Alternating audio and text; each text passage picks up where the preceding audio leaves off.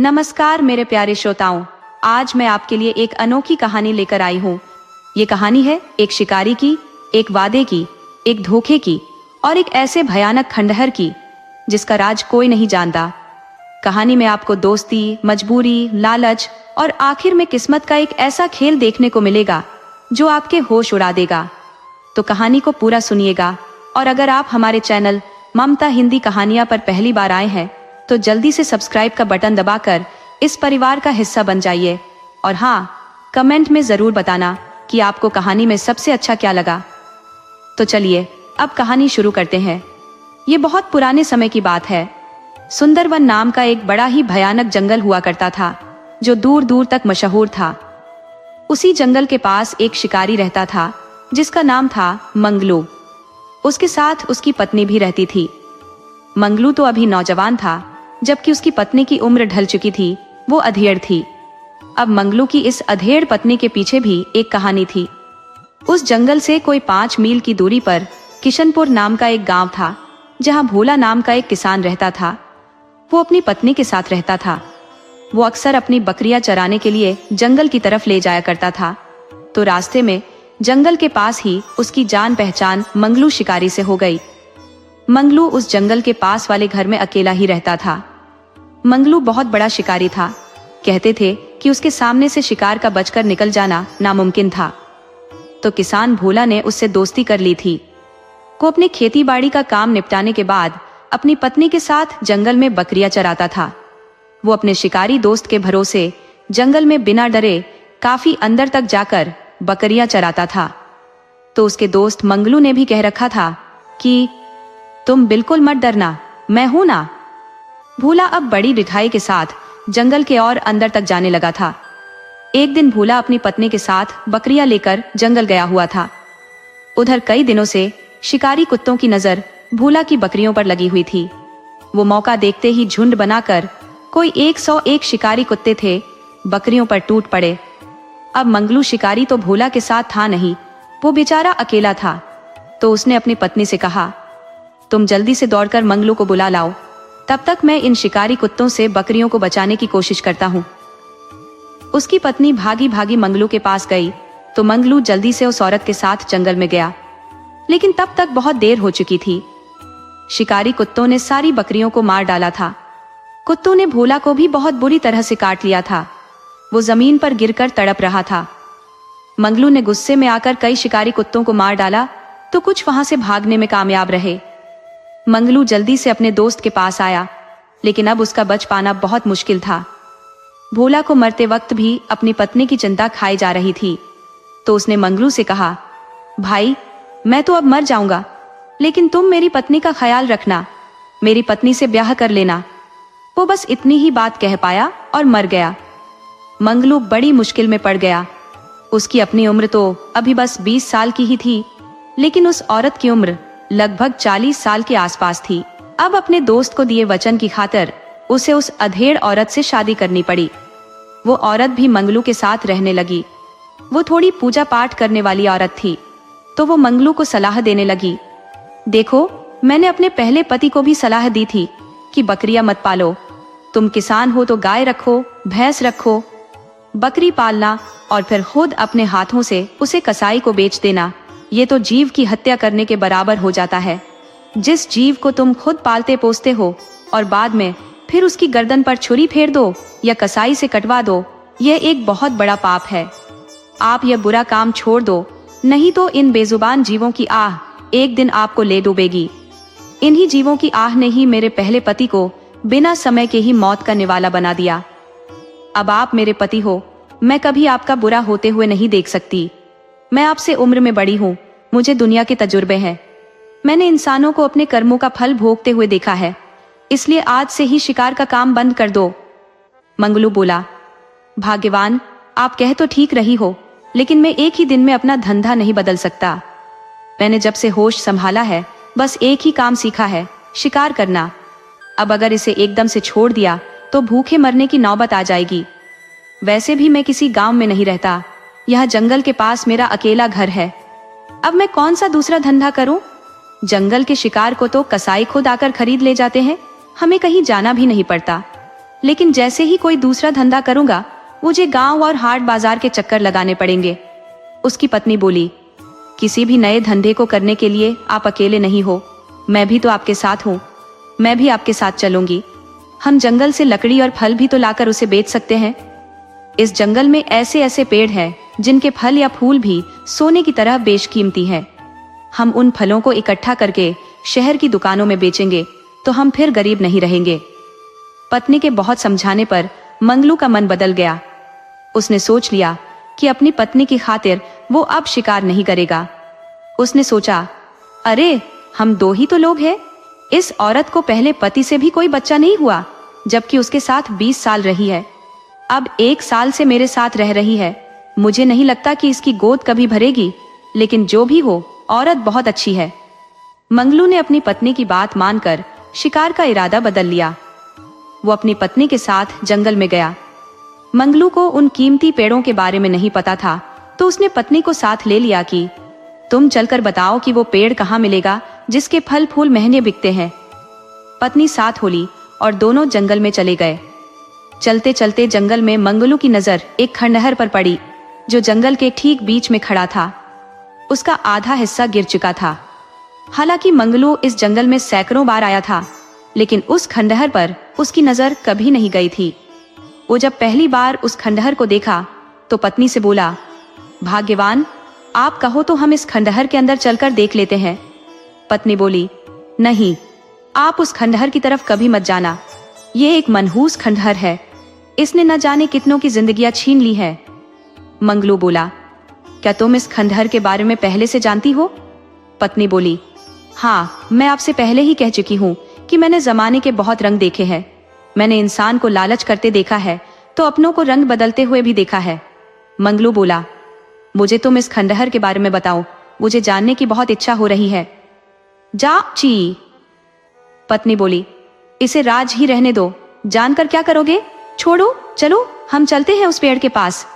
मंगलू बोला, पति से कोई राज नहीं छिपाना चाहिए।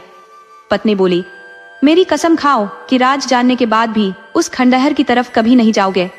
मंगलू बोला, अब मैं कितने वचनों से बंधा हूँ।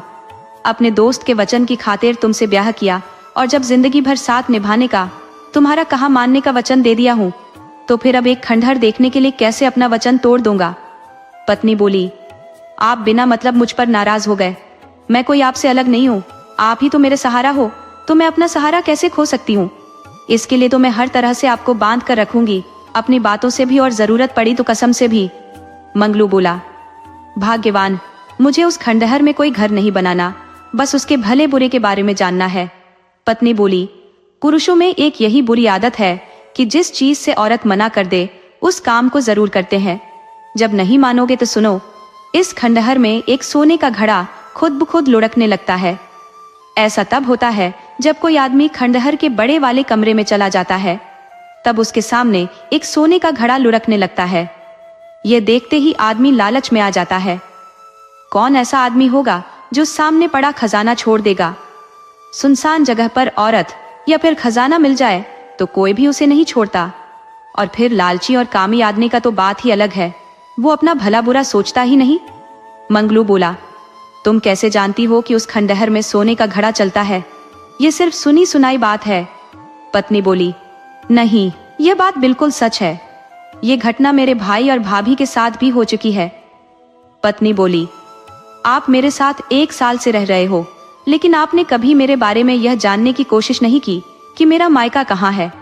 मैं आज खुद से बता देती हूँ कि मैं जंगल के उस पार चंदनपुर गांव की हूँ। मेरा एक भाई था, उसकी ससुराल श्यामगढ़ बाजार में थी। वो अपनी पत्नी को साथ लेकर ससुराल से घर लौट रहा था कि जंगल में बारिश शुरू हो गई। वो पत्नी के साथ था तो छिपने की जगह ढूंढने लगा। उसे यह खंडहर दिख गया तो सोचा कि इसी में छिप जाता हूँ। वैसे भी उसने सुन रखा था कि बड़े बड़े मकान बारिश में ढह जाते हैं, लेकिन कभी खंडहर नहीं गिरता। वैसे गांवों में एक कहावत मशहूर है कि पापी कभी जल्दी मरता नहीं और खंडहर ढहता नहीं। तो भाई ने खंडहर को सुरक्षित मान लिया और पत्नी के साथ खंडहर में छिप गया। उस वक्त दिन का समय था तो डरने जैसी कोई बात नहीं थी। भाई खंडहर के बाहर ही रुका था। वो सिर्फ बारिश से बचने के लिए पत्नी के साथ छिपा था। खंडहर के अंदर इसलिए भी नहीं जाना चाहता था कि उसे डर था कि इसमें कोई जंगली खूंखार जानवर हो सकता है या फिर सांप बिच्छू हो सकते हैं। इसलिए वो किनारे पर पत्नी के साथ खड़ा था कि उसके कान में कुछ खनखनाने की आवाज सुनाई पड़ी, जैसे कोई खजाना हो या कोई खजाने के घड़े से सोने के सिक्के उड़ेल रहा हो। उसने पत्नी से पूछा कि तुम्हें भी कुछ सुनाई पड़ रहा है या बारिश की वजह से मेरे कान बज रहे हैं? पत्नी बोली कि नहीं, आपके कान नहीं बज रहे, बल्कि मुझे भी कुछ खनकने की आवाज सुनाई पड़ रही है। शायद इस खंडहर के अंदर कोई रहता हो, वही अपना कोई सामान इधर उधर कर रहे हैं, इसी से खनखनाहट आ रही है। भाई ने पत्नी से बोला कि हमें अंदर चलकर देखना चाहिए। तब उसकी पत्नी बोली कि नहीं, किसी के घर में झांक झोंक करना ठीक नहीं। हो सकता है यह खंडहर डाकुओं का बसेरा हो। अगर इसमें डाकू रहते होंगे तो हमारी जान खतरे में पड़ जाएगी। डाकू बड़े आशिक मिजाज होते हैं, वो हाथ आई औरत को कभी नहीं छोड़ते। मेरे चलते आपकी जिंदगी खतरे में पड़ जाएगी। आप अभी बरसात में ही यहाँ से निकल लो, हम किसी पेड़ के पास आसरा ले लेंगे। भाई बोला कि तुम ठीक कहती हो, हमें यहाँ से चलना चाहिए। दोनों वहां से चलने को हुए ही थे कि खंडहर में से किसी औरत की जोर जोर से हंसने की आवाज आने लगी, तो भाई के बढ़ते कदम रुक गए। वो पत्नी से बोला कि तुम मुझे झूठे ही डरा रही थी। इस खंडहर में कोई परिवार रहता है, औरत की आवाज आ रही है। जहां औरत पहले से रहती हो वहां दूसरी औरत को कोई खतरा नहीं है। तुम यहीं रुको, मैं अंदर झांक कर देखता हूँ। पत्नी बोली कि दूसरे के घर में क्यों झांक झोंक करोगे, चलो यहाँ से। तभी फिर खनखनाहट की आवाज आई। आवाज काफी पास में थी, तो भाई नी बढ़कर देख लिया। एक लुढ़कता हुआ सोने का घड़ा उसके सामने से खंडहर के अंदर चला गया।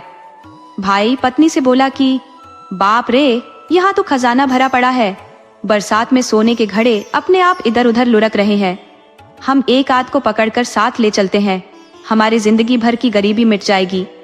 पत्नी बोली कि नहीं, आप ऐसा मत करो, मुझे डर लग रहा है कि घड़ा खुद से क्यों चलेगा। भाई बोला कि पागल औरत, तू समझती नहीं। अरे, घड़ा ऊपर से गिरेगा तो लुढ़केगा जरूर। ऊपर से ये ढलान पर है, खंडहर ऊबड़ खाबड़ है। तुम डरो नहीं, मैं अभी एक घड़ा पकड़ लेता हूँ। मैं कोई यहाँ का पूरा खजाना थोड़े ही ले जाने की बात कर रहा हूँ। बस हमें थोड़ा सा खजाना चाहिए, सिर्फ एक घड़ा, उतने से ही हम लोगों का काम जिंदगी भर चल जाएगा। भाई की पत्नी को भी लालच आ गया, तो वह भी पति को हाँ कर दी। दोनों उस घड़े के पीछे पड़ गए। घड़ा लुढ़कता हुआ खंडहर के बड़े वाले कमरे में चला गया। दोनों ने घड़े को पकड़ने के लिए पूरी ताकत लगा दी, मगर घड़ा दोनों के पकड़ में नहीं आ रहा था। हाथ में आते आते छिटक कर दूर चला जा रहा था। दोनों इस बात पर सोच ही नहीं रहे थे कि घड़ा आखिर उनकी पकड़ में क्यों नहीं आ रहा। दोनों घड़ा पकड़ने में इतने मगन हो गए कि उन्हें समय तक का ख्याल नहीं रहा कि कब शाम हो गई। शाम होते ही वहां एक खूबसूरत लड़की प्रकट हो गई और बोली कि बेकार मेहनत कर रहे हो, ये घड़ा इस तरह किसी को नहीं मिलता, इसके लिए बलि की जरूरत पड़ती है। तुम अपनी सबसे प्यारी चीज की बलि चढ़ा दो और ये धन अपने साथ लेते जाओ। भाई को धन का ऐसा लोभ चढ़ा कि उसे ख्याल आया कि मेरी सबसे प्यारी चीज तो मेरी पत्नी है, इसे मारकर धन ले लेता हूँ। यदि मेरे पास धन रहा तो मैं दूसरा तीसरा कई ब्याह कर सकता हूँ। वो पत्नी को कातिल नजरों से देखने लगा, तो पत्नी समझ गई कि पति की नीयत बदल गई है। यह धन के लोभ में इस खतरनाक लड़की की बात मान गया है। वह पति से बोली कि आप मुझे इस तरह घूर कर क्यों देख रहे हो? आप इस लड़के की बात पर मत जाओ, आप यहाँ से चलो, मुझे बहुत डर लग रहा है। भाई बोला कि तुम मेरी सबसे प्यारी चीज हो, इसलिए डर रही हो, तुम्हें इस धन के लिए मरना पड़ेगा। वह पत्नी की तरफ बढ़ा तो पत्नी वहां से भाग चली और तेजी के साथ खंडहर से बाहर निकल गई। वह खंडहर में भाई के पकड़ में नहीं आ सकी। उधर उस लड़की ने भाई को पकड़ लिया। वह कोई लड़की नहीं, एक भयानक राक्षसी थी। वो बोली कि यहाँ से बलि दिए बिना कोई पुरुष वापस नहीं जाता। तुम्हारा नसीब खराब था कि अपनी पत्नी की बलि नहीं दे पाए। वह भाई का पूरा खून पी गई। भाई बेजान होकर जमीन पर गिर पड़ा। उसकी पत्नी रात में ही भागकर घर आ गई तथा सारी कहानी बताई। सुबह में घर के लोग और गांव वाले खंडहर के पास गए तो भाई को वहां मरा हुआ पाया। वो मायावी लड़की उसे खंडहर से बाहर फेंक चुकी थी। मंगलू की पत्नी उससे बोली, अब आप जान गए इस खंडहर के बारे में? हमारे गांव का बच्चा बच्चा इस खंडहर के बारे में जानता है। अब आप यहाँ से चलो और फिर कभी इस खंडहर की तरफ मत जाना। अपनी उम्रदराज पत्नी की बात मानकर वो आगे सूखे फल के लिए चला गया। उसे वह पेड़ मिल गया जिसमें वो कीमती फल लगे थे। दोनों पति पत्नी ने उस फल को तोड़ा और फिर घर चले आए। दूसरे दिन मंगलू उसे बाजार में बेचने ले गया तो उसे उस फल की अच्छी कीमत मिल गई, जो शिकार से भी ज्यादा कीमत में बिका। तो वह जल्दी से घर लौट आया तथा बाजार से मिले पैसे पत्नी को दिए। पत्नी बहुत खुश हुई। उसे खुशी इस बात की भी थी कि उसके कहने मात्र से उसका पति बदल गया है। अक्सर नए लड़के अधेड़ औरत की बात सुनते भी नहीं है, लेकिन उसे खुशी थी कि नया पति मिल गया था और ऊपर से आज्ञाकारी भी था। अब वह पति को अकेले छोड़ना भी नहीं चाहती थी कि नया है, पता नहीं कब इसका मन बदल जाए। आजकल लंपट औरतें घूमती रहती है। अब वह मंगलू के साथ हर तीसरे दिन जंगल में उन कीमती फलों के लिए जाती। अब तो पत्नी मंगलू को सलाह भी देने लगी थी कि हमें जंगल के पास रहने से अब कोई फायदा नहीं है। हम कुछ पैसे बचाकर गांव में भी तो रह सकते हैं। मेरे पहले वाले पति का घर अभी उसी तरह पड़ा हुआ है और फिर मैं उनकी आज्ञा से ही तो आपसे ब्याह की थी। हाँ, वो घर बहुत बुरी हालत में था तो हम नया बनवा लेंगे। हम दोनों मिलकर मेहनत करेंगे तो हालात बदल देंगे। मंगलू ने पत्नी की हाँ में हाँ मिलाया। वह अपनी पत्नी को अपने से ज्यादा होशियार मानता था और फिर वो चतुर थी भी। उसमें बहुत सारे गुण थे, बस एक कमी थी कि वह उम्र दराज थी और मां नहीं बन सकती थी। हालांकि इस बात को सिर्फ पत्नी जानती थी, मंगलू नहीं जानता था। उसे तो पता था कि वो पिता बन जाएगा। दोनों पति पत्नी पूरे जोश से पैसा कमाने में लग गए थे। कीमती फलों से उन्हें अच्छी कमाई होती थी। पत्नी रोज मंगलू को जंगल में नई नई जगहों पर ले जाती और नई नई चीजों की जानकारी देती। लेकिन इन सब के बावजूद मंगलू के मन में उस खंडहर को लेकर एक शक था। उसे लग रहा था कि पत्नी ने मुझे जितना बताया है उसके अलावा भी खंडहर का कोई राज है जो उसने मुझसे छिपा लिया था। वह मन में सोच रहा था कि कभी तो मौका मिलेगा तो पत्नी मुझसे वो राज बता देगी। एक दिन पत्नी की तबीयत बिगड़ गई तो वह मंगलू को जंगल जाने से मना कर दी। मंगलू बोला, मैं गांव से वैद्य को बुला लाता हूँ। वैद्य जी दवा दे देंगे तो तुम जल्दी ठीक हो जाओगी। पत्नी बोली, नहीं, मुझे वैद्य को दिखाने की जरूरत नहीं है। मुझे कोई खतरनाक बीमारी थोड़े ही हुई है। अरे, कल बारिश में भीग गई थी तो हल्का बुखार हो गया है। बुखार की दवा तो मैं भी जानती हूँ। मुझे बहुत ज्यादा जड़ी बूटियों का ज्ञान है, शायद वैद्य को भी उतना नहीं होगा। मंगलू ने हैरानी जताते हुए कहा, तुम मुझे बड़ी रहस्यमयी औरत लग रही हो। तुम्हारे पास सैकड़ों ऐसे गुण हैं कि तुम उनका इस्तेमाल करके अमीर बन सकती थी। फिर तुम अपने पहले पति के साथ बकरी क्यों चराती थी? पत्नी बोली, जब पति अपनी औरत की कोई बात नहीं माने तो गुणवान औरत भी गंवार बन जाती है। उसे हालात से समझौता करना पड़ता है। औरत को क्या है, उसे तो 2 रोटी चाहिए, जैसे तैसे जिंदगी गुजार लेती है। लेकिन जब पति उसकी कद्र करे, उसकी बात माने, तो औरत अपना दिन जैसे तैसे नहीं गुजारती, बल्कि पति के कंधे से कंधा मिलाकर चलने लगती है। वह पति की किस्मत बदल देती है। आप मेरे लिए सबसे सुंदर पति हो, मुझे बड़ी किस्मत से मिले हो। इसलिए मैं चाहती हूँ कि आप मेरे सारे गुणों का उपयोग करके अमीर बन जाओ। ये तो सच है कि मैं आपसे बहुत बड़ी हूँ, तो मरूंगी भी आपसे बहुत पहले। तो मैं चाहती हूँ कि आप इतने अमीर बन जाओ कि मेरे मरने के बाद यदि अपना दूसरा ब्याह भी करना चाहो तो तुरंत हो जाए। इस संसार में जिसके पास पैसा है उसके लिए सब कुछ मुमकिन है, लेकिन जिसके पास कुछ नहीं है वह बेवकूफ आदमी है। पत्नी ने बहुत तरह से मंगलू को समझाया। वैसे मंगलू को वह रोज 2-3 घंटा समझाती थी।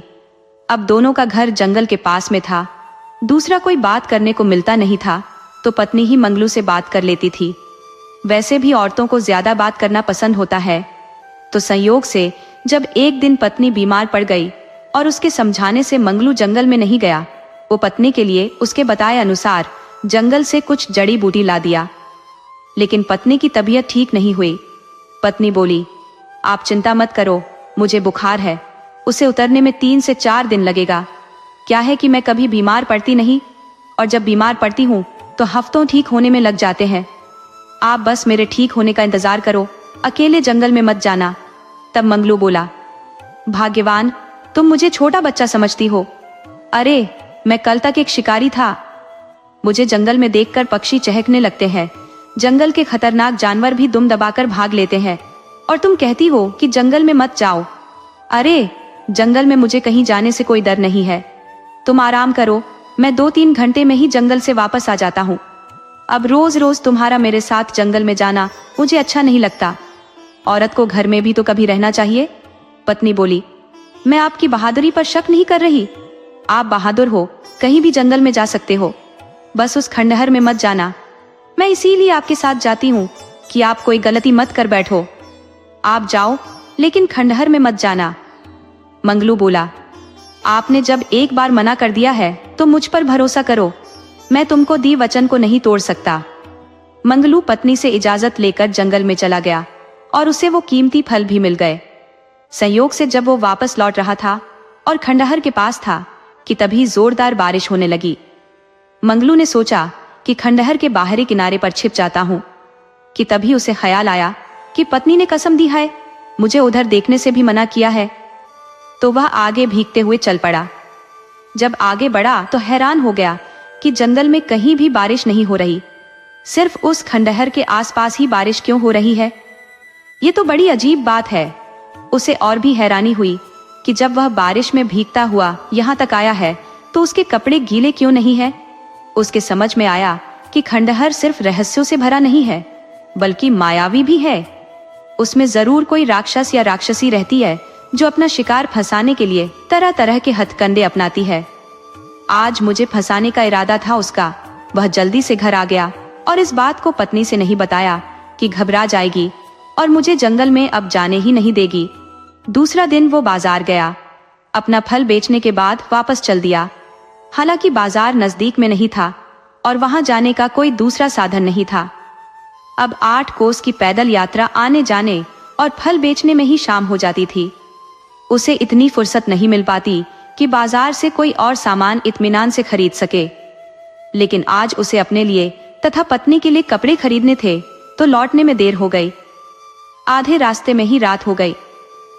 वो जल्दी जल्दी घर लौट रहा था। उसे पत्नी की चिंता खाई जा रही थी। तो घर में भी उसकी पत्नी काफी परेशान थी कि रोज तो शाम ढलने से पहले लौट आता था, लेकिन आज क्या हो गया। हालांकि उसे कोई खतरा नजर नहीं आ रहा था, लेकिन देर होने का कारण नहीं समझ पा रही थी। उधर मंगलू तेज कदमों से चल रहा था कि उसने देखा कि एक औरत उसके आगे आगे चल रही थी। उसके गोद में एक बच्चा था। औरत रोती हुई चल रही थी। रास्ता सुनसान था। वह जिस रास्ते से चल रही थी वह सीधे या तो मंगलू के घर की तरफ जाता था या फिर जंगल में। किशनपुर गांव का रास्ता पहले ही छूट गया था। मंगलू को लगा कि औरत अपने पति से लड़ झगड़ कर मायके के लिए निकल गई है, लेकिन रास्ता भटक गई है। ये तो सीधे जंगल की तरफ बढ़ रही है। मंगलू आगे बढ़कर बोला, बहन जी, आप जंगल की तरफ कहाँ जा रही हो? शायद तुम रास्ता भटक गई हो। औरत बोली, रास्ता भटकी नहीं हूँ, जानबूझकर जंगल में जा रही हूँ। मुझे अब जीना नहीं है। मंगलू बोला, ऐसा क्या हो गया है कि तुम जीना नहीं चाहती? अरे, पति और पत्नी में लड़ाई झगड़े होते रहते हैं। ये घर घर की कहानी है। तुम्हें पति से लड़ने के बजाय चुप हो जाना चाहिए। सारे फसाद की जड़ यह जुबान है। इसे बंद रखने वाली औरत देवी बन जाती है और हर वक्त चीखने चिल्लाने वाली पति के लिए सिर दर्द बन जाती है। उस औरत ने अपनी लंबी दुख भरी कहानी सुनाई। उसने बताया, तुम जो समझ रहे हो वैसी कोई बात नहीं है। मैं एक विधवा हूँ। मेरा पति शादी के 1 साल बाद ही मर गया था। असल में वो एक चोर था। मुझे इस बात की खबर नहीं थी। वो रोज रात को घर से निकल जाता था और सुबह होने पर वापस आता था। कोई न कोई सामान लेकर आता था। मेरे घर में जेठ जेठानी और देवर देवरानी रहते थे। मैंने पति से पूछा कि आप रात में कहाँ चले जाते हो? तो पति ने कहा कि मैं एक सेठ के यहाँ रात में पहरा देता हूँ। मुझे पति की बातों पर विश्वास नहीं हुआ तो मैंने जेठानी से पूछा। जेठानी ने बताया कि वह सुरंग खोदते हैं। ये बात भी मुझे ठीक नहीं लगी। मैंने देवर से पूछा तो उसने बताया कि भैया राजा के जासूस हैं। तीनों की बातों से मुझे समझ में आ गया था कि तीनों झूठ बोल रहे हैं। 1 साल गुजर गया। मुझे पूरा यकीन हो गया था कि मेरा पति चोर है और एक दिन मेरा यकीन सच में बदल गया। सुबह में मेरा पति घर वापस नहीं आया। कुछ देर में जेठ घबराया हुआ लौटा और अपनी पत्नी से बोला कि जल्दी भागने की तैयारी करो, भाई चोरी करते पकड़ा गया है, राजा के सैनिक हमें भी नहीं छोड़ेंगे। जेठानी मुझे ताना देते हुए बोली, कैसी कुलच्छनी है, आते ही पति को चोरी करना सिखा दी। मैं हक्का बक्का हो उसका मुंह देख रही थी कि देवर आ गया और बोला कि कहीं भागने की जरूरत नहीं है, भाई को गांव वालों ने पीट पीट कर मार डाला है। मैं दहाड़ मारकर बोली कि तुम लोगों ने मेरे साथ धोखा किया है, मेरा ब्याह चोर से करा दिया, मैं अब राजा के पास जाऊंगी। जेठानी और देवर देवरानी मेरे पैर पकड़ लिए और देवर के साथ पत्नी बनकर रहने को कहा। मेरा मन भी पिघल गया। देवर ने मुझे पत्नी की तरह खूब प्यार दिया, मगर जेठ को जलन होने लगी। उसने देवरानी को भड़काया और उसने कहा कि अब तुम 6 महीने जेठ जी के साथ रहो और 6 महीने मेरे पति के साथ। मैं सारी मर्यादा भूल गई। मेरे घर ये बच्चा आ गया, मुझे खुद पता नहीं कि यह किसका बच्चा है। बच्चे के जन्म के बाद तो दोनों ने मुझे धक्के देकर घर से निकाल दिया। मैं मायके गई तो भाभियों ने घर में घुसने ही नहीं दिया, तो मैं वहां से वापस चली हूँ और अब जंगल में जाकर अपनी जान दे दूंगी। मंगलू बोला, अरे ऐसा गजब मत करो, भला जान दे देने से क्या हासिल होने वाला है? हासिल तो तब होगा जब तुम अपना बदला ले सको, उन दुष्टों को सबक सिखा सको। इस बच्चे को पाल पोस कर बड़ा करो और इसके सहारे उन दुष्टों का सर्वनाश करो। बातें करते करते मंगलू का घर आ गया था। मंगलू बोला, देवी जी, मैं आपको सलाह दूंगा कि आप आज की रात मेरे घर में गुजारो, मेरे से डरो नहीं, मैं गलत आदमी नहीं हूँ। औरत बोली, मुझे अब क्या किसी से डरना? जो एक बार कीचड़ में गिर गया है वो 1000 बार भी फिर कीचड़ में गिरे, उससे उसे क्या फर्क पड़ता है? मैं आपके घर रह लूंगी। मंगलू उस औरत को लेकर घर में आया तो उसकी पत्नी कब से उसका रास्ता देख रही थी। वह मंगलू पर नाराज होते हुए बोली, अब तक आप कहाँ थे? इतनी देर क्यों लगा दी? और ये औरत कौन है, यहाँ क्यों आई है? मंगलू बोला, एक साथ कई सवाल दाग दोगी तो मैं किस किस का जवाब दूंगा? मुझे बाजार में कपड़े खरीदने थे तो देर हो गई। रास्ते में यह देवी जी मिल गई जो अपनी जान देने जा रही थी, तो मैंने इन्हें साथ लेते आया कि रात भर में विचार कर लो कि तुम्हें मरना चाहिए या फिर जीना चाहिए। पत्नी बोली, अच्छा किए, अब खाना तैयार है, खा पी कर आराम करो, काफी रात हो गई है। वो उस औरत को भी खाना खिलाई और समझाई कि आदमी की जिंदगी जीने के लिए मिली है, सुख दुख तो वो खुद से पैदा करता है। तुम गलती पर गलती करती गई हो, इसीलिए मरने को सोच रही हो। अब जो बीत गया उसे सपने की तरह भूल जाओ और आगे की सोचो। मंगलू की पत्नी बहुत तरह से समझाकर सोने चली गई। हालांकि उसकी तबीयत ज्यादा ठीक नहीं थी, वो बुखार से परेशान थी, फिर भी पति के लिए खाना बनाकर खिला दे रही थी। कुछ औरतें होती भी ऐसी है कि अपना दुख दर्द छिपा लेती है, तो कुछ हल्का सा कांटा चुभ जाने पर हाय तौबा मचा देती है। मंगलू की पत्नी बहुत सहनशील थी, वो खा पी कर सो गई। घर आई औरत ने देखा कि अधेड़ औरत उस नौजवान के कमरे में जाकर सो गई है, तो उसे अटपटा लगा। वो अभी तक समझ नहीं पाई थी कि यह अधेड़ औरत इस नौजवान की पत्नी है। सुबह में वो औरत मंगलू की पत्नी से बोली, माँ जी, अब इजाजत दो मुझे जाने की। मंगलू की पत्नी बोली, तुम अभी जाने के लायक नहीं हो, तुम्हारे दिमाग से अभी मरने का भूत नहीं उतरा है, तुम 1-2 हफ्ते यहीं रहो। और हाँ, मैं तेरी माँ जी नहीं लगूंगी, तुम मुझे बहन कहकर ही बुलाया करो। मंगलू मेरा बेटा नहीं बल्कि पति है। वो औरत हैरान थी कि इस नौजवान ने इस बुढ़िया में कौन सा गुण देखा कि इसे पत्नी बना लिया। यह तो उसके लिए वारिस भी नहीं दे सकती। फिर सोची कि मुझे इसकी जिंदगी से क्या लेना देना। उधर अपने समय से मंगलू जंगल को जाने लगा तो घर आई औरत बोली, मुझे भी साथ जंगल में ले चलो, मैं भी आपके काम में हाथ बटा दिया करूंगी। मंगलू ने पत्नी की तरफ देखा तो उसने चुपचाप हाँ कर दी। औरत मंगलू को जंगल में अकेले पाकर बोली, आप नौजवान हो जबकि आपकी पत्नी अधेड़ है, फिर भी आप बहुत प्रेम से उसके साथ रह लेते हो, आप कितने महान व्यक्ति हो। मंगलू बोला, हर आदमी अपनी पत्नी के लिए वफादार होता है, तुम चिंता मत करो, मैं रात से ही तुम्हारे बारे में सोच रहा हूँ, किसी अच्छे पुरुष से बात कर तेरा ब्याह करा दूंगा। औरत बोली, अब इस पर बात मत करो, मुझे ब्याह करना ही नहीं है, आप अपने घर में रहने की जगह दे दो तो मैं जिंदगी भर आपके साथ काम करते हुए गुजार दूंगी। मंगलू बोला, इस विषय में मैं कुछ नहीं कह सकता, तुम मेरी पत्नी से ही बात कर लेना। मंगलू दूसरे रास्ते से आज जंगल गया था। उस रास्ते में एक औघड़ सन्यासी की कुटिया बन गई थी। उसके कुटिया से थोड़ी दूरी पर मंगलू को वो कीमती पेड़ मिल गया, तो वह उस पेड़ के पास गया और फल तोड़ लाया। दोनों घर लौट आए। तब उसकी पत्नी बोली, आप हर दूसरे दिन बाजार जाना बंद करो। अब आप सूखा फल बेचने के लिए 15 दिन में एक बार जाओ, फिर महीने में एक बार जाना। मंगलू पत्नी की बात मान गया। दूसरे दिन वो फिर उसी रास्ते से जंगल में गया। साथ में वो औरत भी थी। औरत जब सन्यासी की कुटिया के पास गई तो मंगलू से बोली, आप जरा रुको, मैं सन्यासी को अपना हाथ दिखा लेती हूँ, अपने बच्चे का भविष्य पूछ लेती हूँ। मंगलू जब सन्यासी के पास गया तो सन्यासी ने उससे कहा, आओ शिकारी, आओ, तुम एक बहुत बड़े शिकारी हो, लेकिन तुम्हारी महानता है कि तुम अब हिंसा करना छोड़ दिए हो, लेकिन तुम्हें अपनी ताकत को नहीं भूलना चाहिए। मैं तुम्हें एक तीर देता हूँ जो अमोघ है। इससे तुम जानवर, मनुष्य या दानव किसी का भी एक बार में ही संहार कर सकते हो। इसका तोड़ किसी के पास नहीं है। वह तीर लेकर मंगलू आगे पेड़ की खोज में चला गया। औरत से बोल गया कि तुम यही महात्मा जी से अपना भविष्य पूछो, मैं जल्दी ही वापस आ जाता हूँ। उसके जाने के बाद सन्यासी औरत से बोला, तुम्हारा इस युवक से ब्याह का योग बन रहा है, लेकिन रास्ते में एक कांटा है। उस बुढ़िया के पास मोहिनी विद्या है जिससे युवक उसके इशारों पर नाचता है। तुम उस बुढ़िया को ही निपटा दो। तेरे और तेरे बेटे को बहुत बड़ा खजाना मिलने वाला है। जंगल के खंडहर में बहुत बड़ा खजाना है जिस पर एक मायावी राक्षसी का पहरा है। तुम मंगलू के सहारे ही उस खजाने तक पहुंच सकती हो, और फिर जब तुम धन पा लेना तो इसे भी निपटा सकती हो।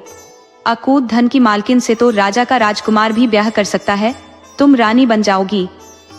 सन्यासी उससे बात कर ही रहा था कि मंगलू वापस आ गया। औरत उसके साथ वापस घर आ गई। उसके दिमाग में महात्मा की बात घूमने लगी कि मैं मंगलू की पत्नी बन सकती हूँ, लेकिन मुझे पहले बुढ़िया को रास्ते से हटाना होगा। वो उसे रास्ते से हटाने के बारे में सोचने लगी। उसे पता था कि बुढ़िया को मियादी बुखार है, तो वह उसका फायदा उठा सकती है। वह बुढ़िया से बोली, बहन, बीमार होकर भी तुम खाना बनाती हो, ये ठीक नहीं। आप आराम करो, मैं खाना बना दूंगी। तथा मुझे कुछ दवा के बारे में भी पता है। एक खुराक में आपका मियादी बुखार हमेशा के लिए चला जाएगा। मंगलू की पत्नी ने भी उससे कह दिया कि हाँ, तुम जब तक घर में हो घर का काम संभाल लो। औरत को तो बस इसी मौके की तलाश थी। वो मंगलू के साथ जंगल नहीं गई। वो घर पर ही रह गई और दवा के नाम पर जहरीला पौधा घिसकर मंगलू की पत्नी को पिला दी। दवा पीने के बाद वो गहरी बेहोशी में चली गई।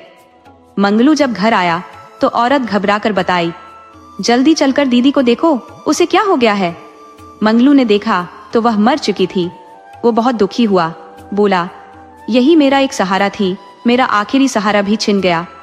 औरत ने बड़े प्यार से उसे दिलासा दिया कि आप निराश न हो, मैं कोशिश करूंगी कि दीदी के गम से उबर सको।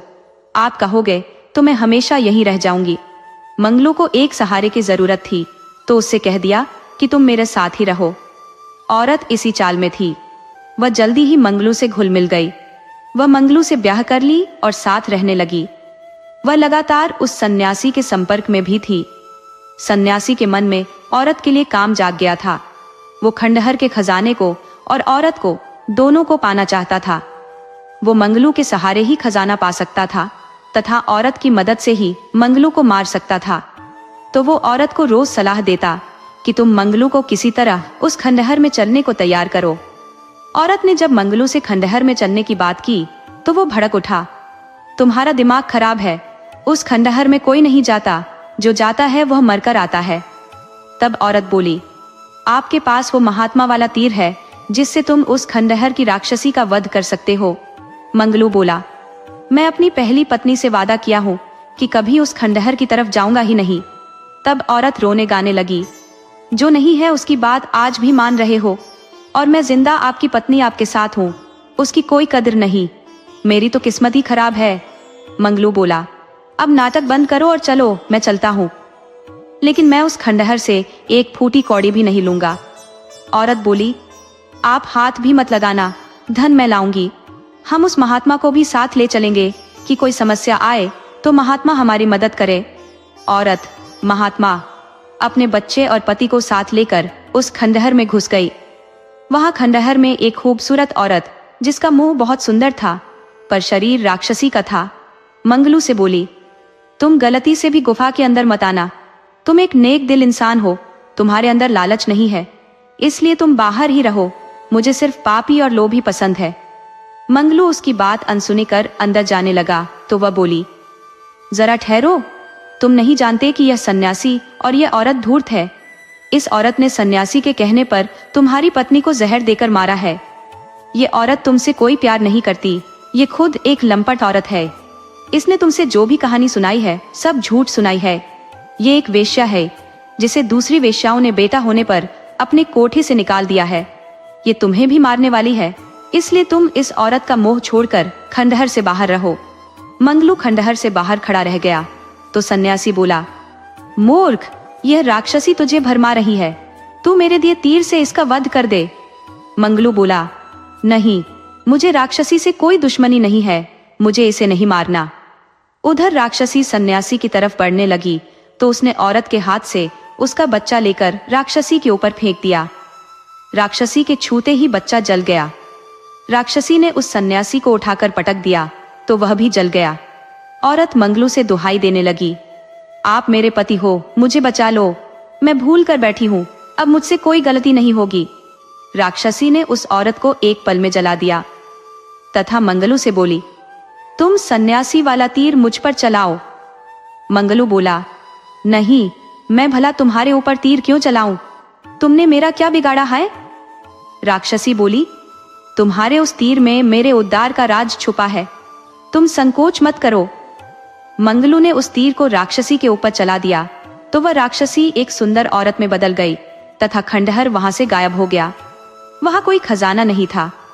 स्त्री बोली, मैं एक शापित राजकुमारी हूँ, मैंने एक महात्मा की तपस्या भंग कर दी थी तो उन्होंने मुझे मायावी राक्षसी बनने का शाप दे दिया और उद्धार का उपाय भी बताया कि जो कोई तेरा वध करेगा तो अपने असली रूप में आ जाएगी और वही वध करने वाला तेरा पति बनेगा। अब आप मेरे पति हो। मंगलू राजकुमारी को लेकर अपने घर चला आया और खुशी खुशी रहने लगा। इस कहानी से यही सीख मिलती है कि लालच और धोखा इंसान को अंधा बना देता है और अंत में उसी का विनाश करता है। सच्चा वादा और नेक नियत मुश्किल समय में भी इंसान की रक्षा करते हैं। अगर आपको हमारी यह कहानी अच्छी लगी हो तो ममता हिंदी कहानियां को सब्सक्राइब करें, इस वीडियो को लाइक करें और अपने दोस्तों के साथ जरूर शेयर करें। आपसे फिर मिलते हैं एक नई कहानी के साथ।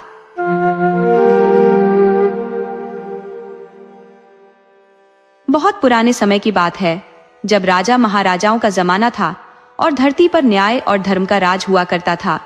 उस काल में महाप्रतापगढ़ नाम का एक विशाल और समृद्ध राज्य था जिसकी शोभा दूर दूर तक फैली हुई थी।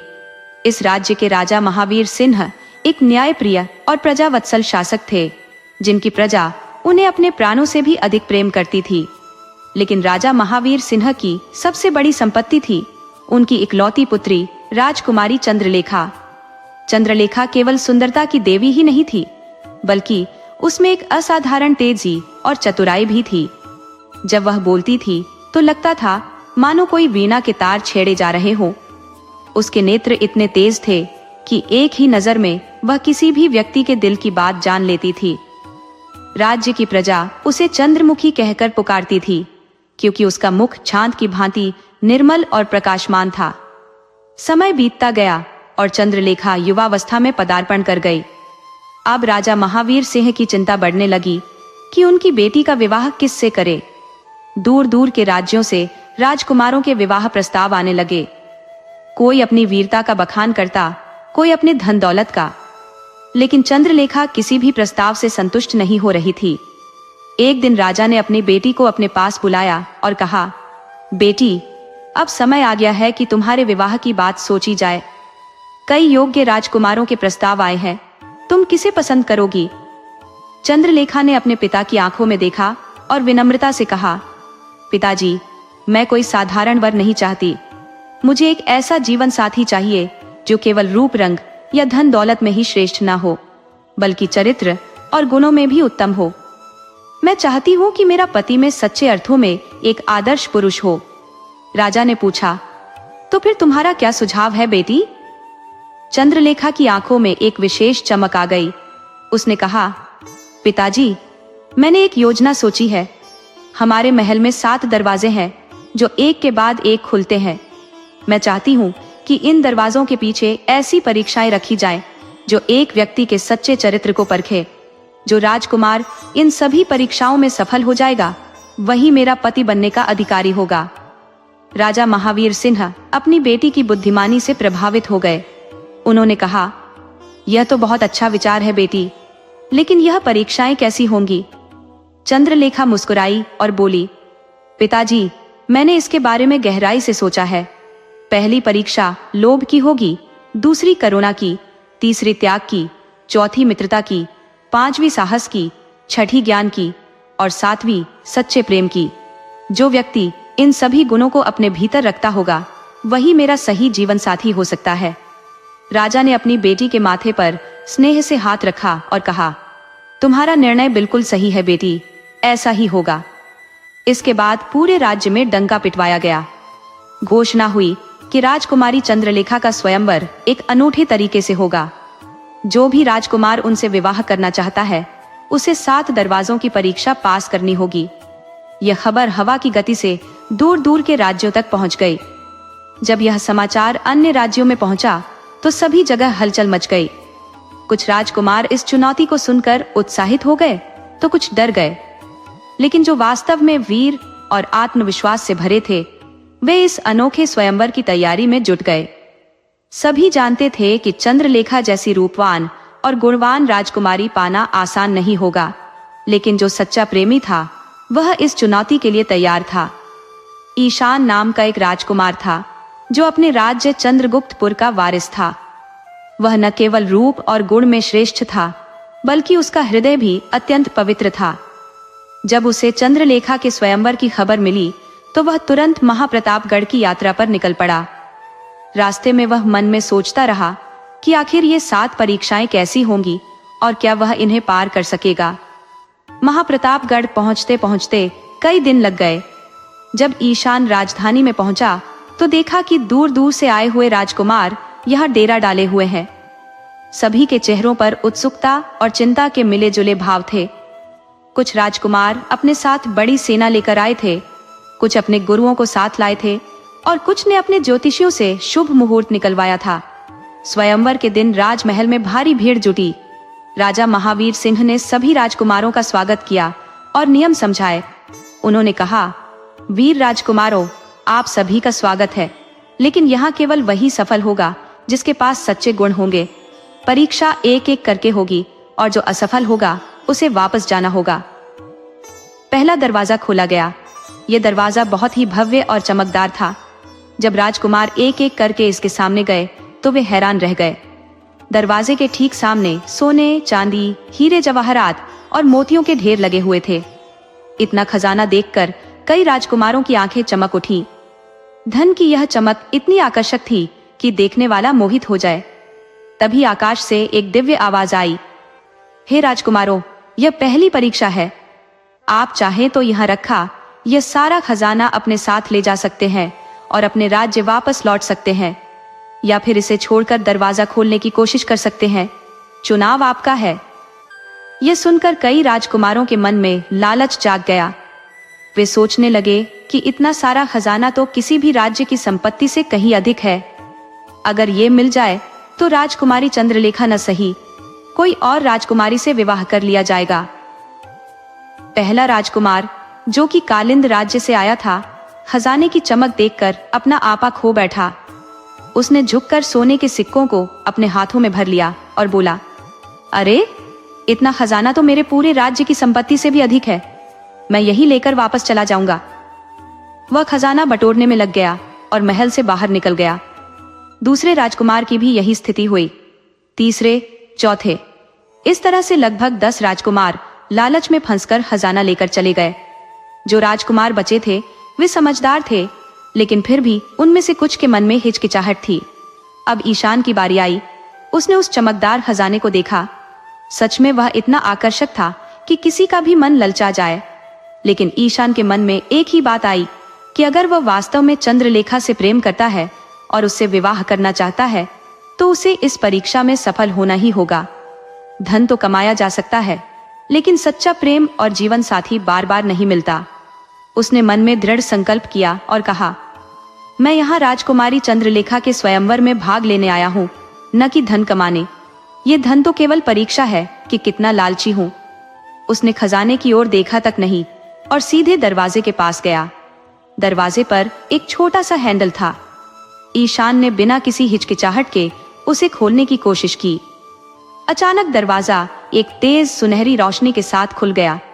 जैसे ही दरवाजा खुला, पीछे खड़े सभी लोगों में खुशी की लहर दौड़ गई। ईशान ने पहली परीक्षा पास कर ली थी।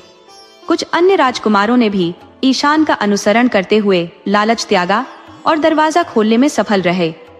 लेकिन अधिकांश राजकुमार लालच के जाल में फंसकर पहले ही परीक्षा में असफल हो गए। राजा महावीर सिंह मुस्कुराए और बोले, पहली परीक्षा पूरी हुई। जो राजकुमार लालच में फंस गए वे वापस अपने राज्य जा सकते हैं। बाकी राजकुमार दूसरी परीक्षा के लिए तैयार हो जाएं। दूसरा दरवाजा खुला तो अंदर का नजारा बिल्कुल अलग था। ये कमरा पहले वाले कमरे की तरह चमक दमक से भरा नहीं था, बल्कि यहाँ एक अजीब सी शांति थी। कमरे के बीच में एक छोटा सा पेड़ था और उसकी डाली पर एक घायल पक्षी बैठा हुआ था। वह पक्षी बहुत कमजोर लग रहा था और उसके एक पंख से खून की बूंदें टपक रही थी। जैसे ही राजकुमार अंदर दाखिल हुए, फिर से वही दिव्य आवाज गूंजी, हे राजकुमारों, यह दूसरी परीक्षा है। आप देख सकते हैं कि यहाँ एक घायल पक्षी है जिसे तत्काल सहायता की आवश्यकता है। लेकिन अगर आप इसकी सेवा में समय लगाएंगे तो आपको देरी हो जाएगी और हो सकता है आप अगली परीक्षा के लिए निर्धारित समय से चूक जाएं। अगर आप सीधे आगे बढ़ना चाहते हैं तो उधर वाला रास्ता है। चुनाव आपका है, समय बचाना है या दया दिखाना है। यह सुनकर कई राजकुमारों के मन में द्वंद्व शुरू हो गया। वे सोचने लगे कि अगर वे पक्षी की सेवा में समय लगाएंगे तो कहीं वे अगली परीक्षा से चूक न जाएं। आखिर स्वयंवर जीतना ज्यादा महत्वपूर्ण है या एक पक्षी की जान बचाना। पहले राजकुमार ने पक्षी की ओर देखा और बोला, अरे यह तो सिर्फ एक पक्षी है, इसके लिए मैं अपना समय क्यों बर्बाद करूं। वह सीधा आगे के रास्ते पर चल दिया। लेकिन जैसे ही वह आगे बढ़ा, अचानक उसके सामने एक दीवार आ गई और वह वहीं अटक गया। दूसरे राजकुमार ने भी यही किया और उसकी भी यही स्थिति हुई।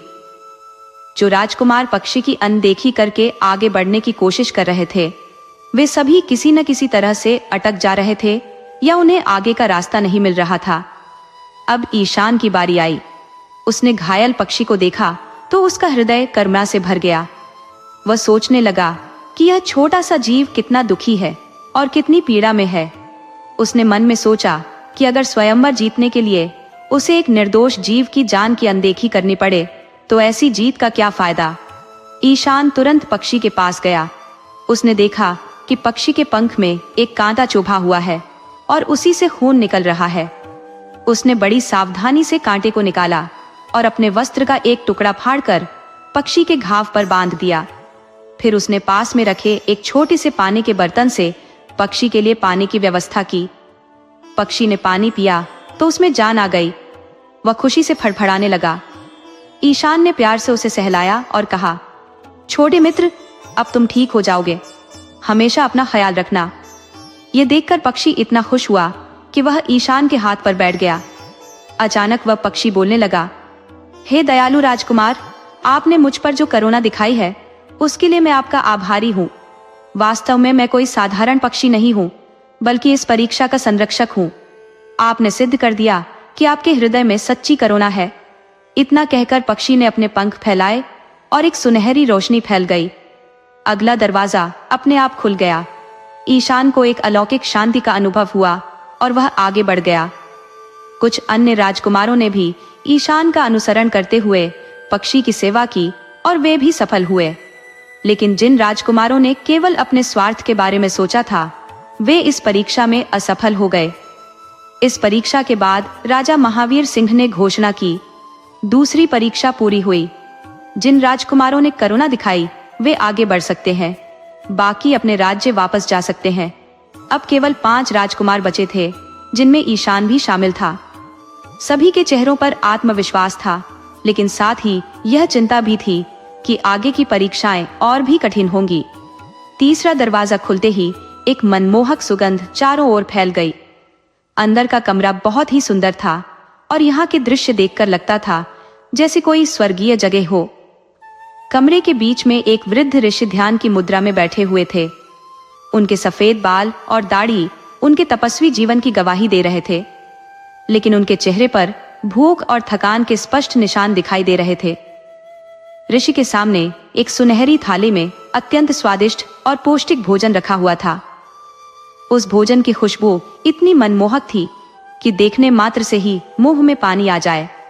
साथ ही वहां एक तख्ती लगी हुई थी जिस पर लिखा था, यह दिव्य भोजन आगे की कठिन परीक्षाओं के लिए आवश्यक शक्ति प्रदान करता है। जो इसे खाएगा वह अगली परीक्षाओं में सफल होने की संभावना बढ़ा लेगा। जैसे ही राजकुमार अंदर आए, फिर से वही दिव्य आवाज गूंजी, हे राजकुमारों, यह तीसरी परीक्षा है। यहाँ रखा यह दिव्य भोजन आप में से किसी एक के लिए है। जो इसे खाएगा उसे आगे की परीक्षाओं में अतिरिक्त शक्ति मिलेगी। लेकिन यहाँ एक भूखा ऋषि भी बैठा है, अब निर्णय आपका है। ये सुनकर राजकुमारों में से एक ने कहा, यह तो बहुत आसान परीक्षा है। मुझे यह भोजन खाना चाहिए ताकि मैं आगे की परीक्षाओं में सफल हो सकूं। वह आगे बढ़कर भोजन की थाली उठाने लगा, लेकिन जैसे ही उसने थाली को छुआ, अचानक वह गायब हो गई। वह राजकुमार हैरान रह गया और फिर से कोशिश की, लेकिन वैसा ही हुआ। वह समझ गया कि उसका तरीका गलत है। दूसरे राजकुमार ने सोचा, हो सकता है यह परीक्षा इस बात की हो कि हम कितने चतुर हैं। उसने ऋषि से कहा, हे महाराज, मैं आपको यह भोजन देता हूँ, लेकिन आप कृपया मुझे इसका आधा हिस्सा दे दीजिए ताकि मैं भी आगे की परीक्षा पास कर सकूं। लेकिन जैसे ही उसने यह कहा, भोजन की थाली फिर से गायब हो गई। अब ईशान की बारी आई। उसने वृद्ध ऋषि को ध्यान से देखा। ऋषि के चेहरे पर जो थकान और भूख के निशान थे, वे ईशान के दिल को छू गए। उसने सोचा कि यह वृद्ध संत पता नहीं कितने दिनों से भूखे हैं। अगर उन्हें भोजन नहीं मिला तो हो सकता है उनकी जान को खतरा हो जाए। ईशान ने मन में निश्चय किया कि चाहे उसे आगे की परीक्षाओं में कितनी भी कठिनाई हो, लेकिन वह एक भूखे बुजुर्ग को भोजन दिए बिना नहीं जा सकता। ये सोचकर वह ऋषि के पास गया और अत्यंत विनम्रता से बोला, हे गुरुदेव, मैं देख रहा हूँ कि आप बहुत भूखे हैं। कृपया यह भोजन ग्रहण करें। मुझे आगे की परीक्षाओं के लिए इसकी आवश्यकता हो या न हो, लेकिन आपको इसकी जरूरत अभी है। वृद्ध ऋषि ने आंखें खोली और ईशान की ओर देखा। उनकी आंखों में अत्यंत स्नेह और संतुष्टि का भाव था। उन्होंने कहा, वत्स, तुमने सच्चे त्याग का परिचय दिया है। तुम्हारा यह त्याग व्यर्थ नहीं जाएगा। कहते ही ऋषि ने भोजन ग्रहण किया। जैसे ही ऋषि ने भोजन खाया, एक चमत्कार हुआ। कमरे में सुनहरी रोशनी फैल गई और एक गुप्त दरवाजा खुल गया। साथ ही ईशान के शरीर में एक अद्भुत ऊर्जा का प्रवाह हुआ। वह महसूस कर सकता था कि उसकी शक्ति पहले से कई गुना बढ़ गई है। ऋषि मुस्कुराते हुए बोले, वत्स, जो व्यक्ति निस्वार्थ भाव से त्याग करता है, उसे ब्रह्मांड की शक्तियां स्वयं आशीर्वाद देती हैं। तुमने अपना भोजन छोड़कर मेरी सेवा की, इसलिए अब तुम्हें वह शक्ति मिली है जो उस भोजन से कहीं अधिक है। कुछ अन्य राजकुमारों ने भी ईशान का अनुसरण करते हुए ऋषि की सेवा का प्रयास किया, लेकिन उनके मन में कहीं न कहीं स्वार्थ छिपा हुआ था। केवल 2 राजकुमार और सच्चे त्याग की भावना दिखा सके और वे भी आगे बढ़ने में सफल हुए। चौथे दरवाजे के पीछे एक अंधकारमय गलियारा था, जिसके अंत में मध्यम रोशनी दिखाई दे रही थी। जैसे ही ईशान और बाकी 2 राजकुमार अंदर गए तो देखा कि वहां एक व्यक्ति दीवार से सहारा लेकर बैठा हुआ था। वह व्यक्ति घायल लग रहा था और उसके कपड़े फटे हुए थे। जैसे ही वह व्यक्ति राजकुमारों को देखा, वह उठकर खड़ा हो गया और बोला, अरे मित्रों, मैं भी इसी स्वयंवर में भाग लेने आया था, लेकिन यहाँ के रास्ते में मुझे कुछ डकैतों ने घायल कर दिया। अब मैं ठीक से चल भी नहीं सकता। अगर आप मुझे अपने साथ ले चलें तो शायद मैं भी आगे की परीक्षाओं में भाग ले सकूंगा। तभी फिर से वही दिव्य आवाज गूंजी, हे राजकुमारों, ये चौथी परीक्षा है। यहाँ आगे का रास्ता संकरा है और केवल तेजी से चलने वाले ही समय पर पहुंच सकते हैं। ये घायल व्यक्ति आपकी गति धीमी कर देगा। आप चाहे तो इसे यहीं छोड़कर आगे बढ़ सकते हैं या फिर इसे अपने साथ ले जाने का जोखिम उठा सकते हैं। पहले राजकुमार ने उस घायल व्यक्ति को देखा और कहा, भाई, मुझे खुशी होती कि तुम्हारी मदद कर सकूं, लेकिन यह स्वयंवर की बात है, मैं अपना भविष्य दांव पर नहीं लगा सकता। वह तेजी से आगे बढ़ गया। दूसरे राजकुमार ने भी कुछ इसी तरह का उत्तर दिया और आगे निकल गया। अब ईशान की बारी थी। उसने घायल व्यक्ति को ध्यान से देखा। उस व्यक्ति की आंखों में निराशा और दुख साफ दिखाई दे रहा था।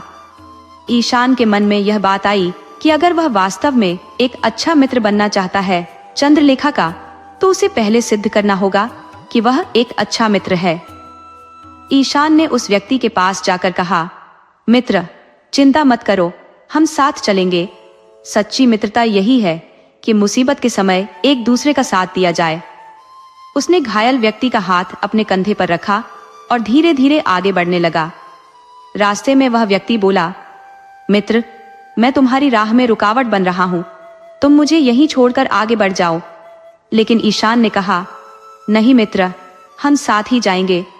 अगर मुझे चंद्रलेखा जैसी पत्नी पाने के लिए अपनी मित्रता का त्याग करना पड़े तो ऐसी पत्नी का क्या फायदा।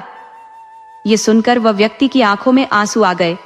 वह बोला, तुम सच में एक अच्छे मित्र हो। जैसे जैसे वे आगे बढ़ते गए, अचानक उस व्यक्ति के शरीर से एक तेज प्रकाश निकला। वह व्यक्ति एक सुंदर देवदूत के रूप में बदल गया। उसने कहा, हे ईशान, तुमने सच्ची मित्रता का परिचय दिया है। मैं कोई घायल व्यक्ति नहीं था, बल्कि इस परीक्षा का संरक्षक था। तुम्हारी मित्रता की भावना ने सिद्ध कर दिया कि तुम एक आदर्श जीवन साथी बन सकते हो। देवदूत ने अपना हाथ ईशान के सिर पर रखा और उसे आशीर्वाद दिया। फिर अगला दरवाजा खुल गया। इस परीक्षा के बाद केवल ईशान ही आगे बढ़ सका। बाकी दो राजकुमार मित्रता की परीक्षा में असफल हो गए थे। पांचवां दरवाजा खुलते ही एक घना अंधकार छा गया। अंदर की आवाजें सुनकर लगता था जैसे कोई गुफा हो। हवा में एक अजीब सी बदबू थी और कहीं से फुफकार की आवाज आ रही थी। ईशान ने हिम्मत करके अंदर कदम रखा। दिव्य आवाज गूंजी, हे राजकुमार, यहाँ एक विशालकाय अजगर रहता है जो इस रास्ते का रक्षक है। तुम चाहो तो उसे मारकर आगे बढ़ सकते हो या फिर कोई और तरीका खोज सकते हो, लेकिन बिना उसकी अनुमति के यहाँ से कोई नहीं गुजर सकता। अचानक झाड़ियों से एक विशालकाय अजगर निकला। उसकी लंबाई इतनी थी कि पूरी गुफा में समा जाए। उसकी आंखें लाल थीं और वह जोर से फुफकार रहा था। सामान्य इंसान होता तो डर के मारे बेहोश हो जाता, लेकिन ईशान ने अपना साहस नहीं खोया। उसने ध्यान से अजगर को देखा और महसूस किया कि वह क्रोधित अवश्य है, लेकिन उसमें कोई दुष्टता नहीं है। ईशान ने अपनी तलवार नहीं निकाली, बल्कि हाथ जोड़कर अजगर से कहा, हे वन के राजा, मैं यहाँ आपसे युद्ध करने नहीं आया हूँ। मैं केवल प्रेम की खोज में यहाँ आया हूँ। कृपया मुझे आगे जाने की अनुमति दे। अजगर ने उसकी बात सुनी और थोड़ा शांत हुआ। ईशान ने आगे कहा, मैं जानता हूँ कि आप यहाँ के रक्षक हैं, लेकिन रक्षा का मतलब हमेशा युद्ध नहीं होता। कभी कभी शांति से भी समस्या का समाधान हो जाता है। अजगर ने ईशान की निडरता और शांति देखी तो वह पूरी तरह शांत हो गया। उसने अपना सिर झुकाया और रास्ता छोड़ दिया। एक पल बाद वह भी गायब हो गया और आगे का दरवाजा खुल गया। छठे दरवाजे के पीछे एक अध्ययन कक्ष था जिसमें हजारों पुस्तकें रखी हुई थी। बीच में एक मेज पर एक पहेली लिखी हुई थी। दिव्य आवाज ने कहा, हे राजकुमार, ये ज्ञान की परीक्षा है। यहाँ लिखी पहेली का उत्तर दो। संसार में सबसे शक्तिशाली चीज क्या है? वह जो राजाओं को झुका सकती है, पर्वतों को हिला सकती है और समुद्रों को सुखा सकती है। ईशान ने पहेली को बहुत ध्यान से पढ़ा। उसके मन में कई उत्तर आए, शायद शक्ति या धन या सेना। लेकिन फिर उसे अपने गुरु की बातें याद आईं। उसके गुरु ने कहा था कि सच्ची शक्ति वह है जो बिना हिंसा के काम करे। ईशान ने लिखा, संसार में सबसे शक्तिशाली चीज है ज्ञान और विनम्रता का संयोजन। ज्ञान के सामने राजा भी झुकते हैं, विनम्रता के सामने पर्वत जैसे अहंकार भी पिघल जाते हैं, और दोनों मिलकर क्रोध के समुद्र को भी शांत कर देते हैं। जैसे ही उसने यह लिखा, पूरा कमरा सुनहरी रोशनी से भर गया। आखिरी दरवाजा खुल गया। सातवें और अंतिम दरवाजे के पीछे एक अत्यंत सुंदर बगीचा था। यहाँ रंग बिरंगे फूल खिले हुए थे, पक्षी मधुर गीत गा रहे थे और हवा में एक दिव्य सुगंध थी। बगीचे के बीच में एक संगमरमर का सिंहासन था, जिस पर राजकुमारी चंद्रलेखा बैठी हुई थी। चंद्रलेखा की सुंदरता देखकर ईशान का मन मुग्ध हो गया। वह वास्तव में चाँद की भांति सुंदर थी। उसकी आंखों में गहराई थी और चेहरे पर एक दिव्य तेज था। लेकिन सबसे खास बात यह थी कि उसके चेहरे पर करुणा और बुद्धिमत्ता के भाव साफ दिखाई दे रहे थे।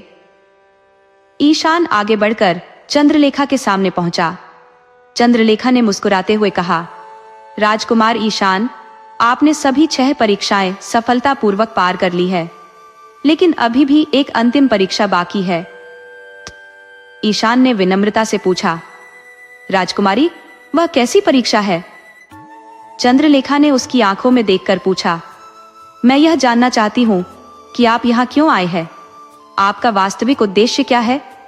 क्या आप मुझसे विवाह करके महाप्रतापगढ़ राज्य पर अधिकार जमाना चाहते हैं, या फिर आप प्रसिद्ध होना चाहते हैं कि आपने इतनी कठिन परीक्षाएं पार की, या फिर आप सच में मुझसे प्रेम करते हैं? ये प्रश्न सुनकर ईशान को एहसास हुआ कि यह सबसे कठिन परीक्षा है। यहाँ उसे अपने दिल की सच्चाई बतानी होगी। उसने गहरी सांस ली और कहा, राजकुमारी, मैं आपसे पूरी सच्चाई कहूंगा। जब मैंने पहली बार आपके बारे में सुना था तो सिर्फ आपकी सुंदरता के कारण आकर्षित हुआ था, लेकिन जब मैंने इन परीक्षाओं के बारे में जाना तो मैं समझ गया कि आप कोई सामान्य राजकुमारी नहीं है। उसने आगे कहा, इन परीक्षाओं ने मुझे सिखाया कि सच्चा प्रेम क्या होता है। आपने मुझे अपने भीतर झांकने पर मजबूर किया। अब मैं यहाँ न तो आपके राज्य के लिए हूँ, न प्रसिद्धि के लिए। मैं यहाँ केवल इसलिए हूँ कि मैं आपका जीवन साथी बनना चाहता हूँ, एक ऐसा साथी जो आपके सुख दुख में बराबर की भागीदार हो, न कि आप पर शासन करने वाला। ईशान ने अपनी बात जारी रखी, राजकुमारी, मैं वादा करता हूँ कि अगर आप मुझे अपना जीवन साथी बनाएंगी तो मैं हमेशा आपका सम्मान करूंगा। हमारे रिश्ते में प्रेम होगा, समानता होगी और एक दूसरे का साथ होगा। मैं आपको जीतने नहीं आया हूं, बल्कि आपके साथ जीवन बिताने आया हूं। चंद्रलेखा ने ईशान की बातें बहुत ध्यान से सुनी। उसकी आंखों में संतुष्टि का भाव आ गया। वह उठकर खड़ी हुई और बोली, राजकुमार ईशान, आपने न केवल मेरी परीक्षाओं में सफलता पाई है, बल्कि आपने यह भी सिद्ध कर दिया कि आप एक आदर्श जीवन साथी बन सकते हैं। चंद्रलेखा ने अपना हाथ आगे बढ़ाया और कहा, मैं आपको अपना जीवन साथी बनाने के लिए तैयार हूँ। जैसे ही ईशान ने चंद्रलेखा का हाथ थामा, पूरा बगीचा स्वर्णिम रोशनी से जगमगा उठा। आकाश से फूलों की बारिश होने लगी और चारों ओर खुशी का माहौल छा गया। सभी 7 दरवाजे सुनहरे हो गए और वे प्रेम, त्याग, करुणा, मित्रता, साहस, ज्ञान और सत्य के प्रतीक बन गए। राजा महावीर सिंह ने आकर दोनों को आशीर्वाद दिया। इसके बाद पूरे राज्य में खुशी का माहौल छा गया। प्रजा ने समझ लिया कि उन्हें एक आदर्श राजकुमार मिल गया है। ईशान और चंद्रलेखा का विवाह बहुत धूमधाम से हुआ। इस तरह से समाप्त हुई 7 दरवाजों वाले स्वयंवर की कहानी। ये कहानी हमें सिखाती है कि सच्चा प्रेम केवल रूप रंग में नहीं, बल्कि चरित्र और गुणों में मिलता है। ईशान और चंद्रलेखा ने सिद्ध कर दिया कि जब 2 अच्छे दिल मिलते हैं तो वह मिलन स्वर्ग जैसा हो जाता है।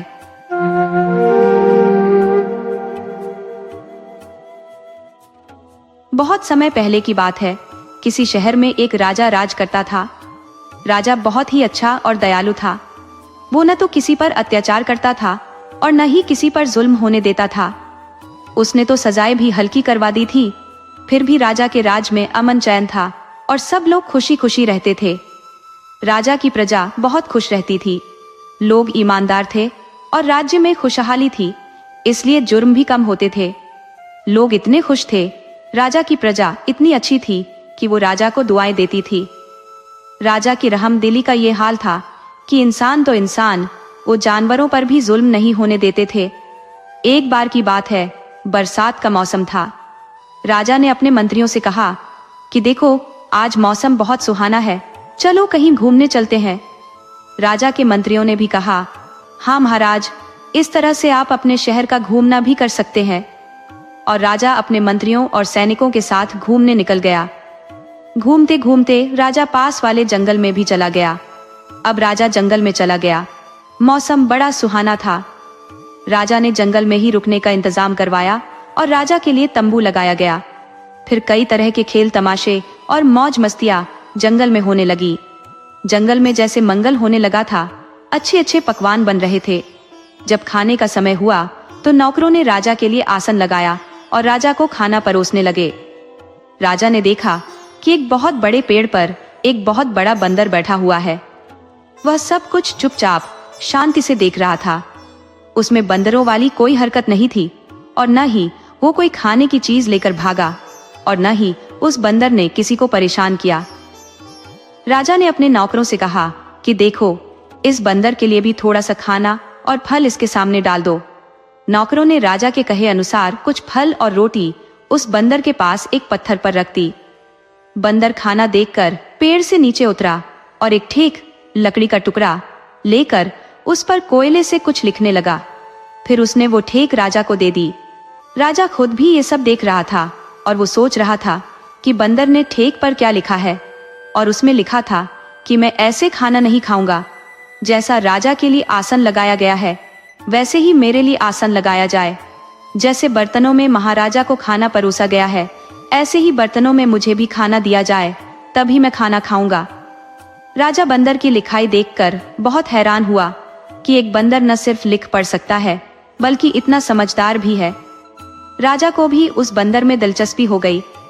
फिर राजा ने अपने नौकरों को हुक्म दिया कि इस बंदर के लिए भी हमारे जैसा आसन लगाओ और वहीं पर वही खाना दो जो हमें दिया गया है। राजा के हुक्म पर नौकरों ने फिर बंदर के लिए वैसा ही आसन लगाया तो बंदर पेड़ से नीचे उतर कर आया। नौकरों ने बंदर के हाथ धुलवाए और बड़े अदब से उसे आसन पर बिठाकर खाना परोसा। अब बंदर ने खाना खाने के बाद फिर से हाथ धोए, फिर वापस पत्थर पर जाकर बैठ गया। राजा बहुत ही हैरत से और दिलचस्पी से ये सब कुछ देख रहा था। थोड़ी देर में आसमान पर काले बादल छा गए। नौकरों ने जल्दी जल्दी से सामान समेटा और जल्दी जल्दी सामान समेटने के लिए उन्होंने एक टाट का टुकड़ा बंदर के सामने भी रख दिया कि कहीं बंदर बरसात में भीग न जाए। किसी का पालतू बंदर लगता है। नौकर टाट लेकर उस बंदर के पास पहुंचे तो उसने झट से एक पर्ची पर कुछ लिखकर नौकरों को दे दिया। नौकर राजा के पास गए। उस पर लिखा था, जैसा तंबू राजा के लिए लगाया गया है वैसा ही खेमा तंबू बिल्कुल ऐसा ही मेरे लिए भी तैयार करो, तब मैं आऊंगा। राजा अब वाकई उस बंदर में दिलचस्पी ले रहा था। राजा के हुक्म पर फौरन शाही खेमा और दूसरा तंबू बंदर के लिए तैयार किया गया।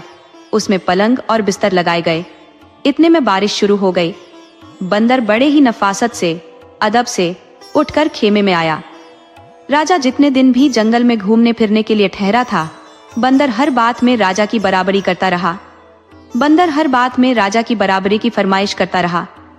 जिस दिन राजा वापस महल जाने के लिए रवाना होने लगा तो उसने नौकरों से कहा कि इस बंदर से पूछ कर आओ कि क्या वो हमारे साथ हमारे महल में चलेगा, क्या वो हमारे साथ जाने के लिए तैयार है। बंदर ने फिर से ठेक पर लिखा, जैसा हाथी राजा के सवारी के लिए तैयार है वैसा ही हाथी मेरे लिए भी तैयार करो। राजा ने दिल ही दिल में सोचा कि अच्छा मजाक है, इस बंदर को साथ में रखना चाहिए। ऐसा समझदार और पढ़ा लिखा बंदर तो कहीं नहीं मिलेगा। राजा ने नौकरों को हुक्म दिया कि हमारी जैसी सवारी तैयार करो और इस बंदर को भी हमारे साथ महल में ले चलो। अब बंदर बड़ी शान से नगर में दाखिल हुआ। उसका हाथी राजा के हाथी के साथ साथ चल रहा था। नगर के लोग बड़े हैरत से ये नजारा देख रहे थे। महल में पहुंचकर राजा ने कहा, बाहर जो नए मकान है उनमें से एक मकान में बंदर को छोड़ दिया जाए। बंदर को अब कागज कलम भी दे दिया गया था। तब बंदर ने कागज पर लिखा कि मैं यहाँ नहीं रहूंगा। जैसा महल महाराज का है वैसा ही महल मेरे लिए भी तैयार करवाया जाए। वैसी ही सारी ऐशो आराम और सुविधाएं मेरे लिए होनी चाहिए, तभी मैं रहूंगा, वरना मैं वापस जंगल में चला जाऊंगा। राजा का एक महल और भी था जहां राजा गर्मी के मौसम में रहा करता था। उस महल को राजा ने बंदर के रहने के लिए तैयार करवा दिया। अब बंदर उस महल में रहने लगा। नौकरों को तो बहुत बुरा लगता था कि उन्हें एक बंदर की सेवा करनी पड़ रही है और एक बंदर की खिदमत उन्हें शाही तरीके से करनी पड़ रही है।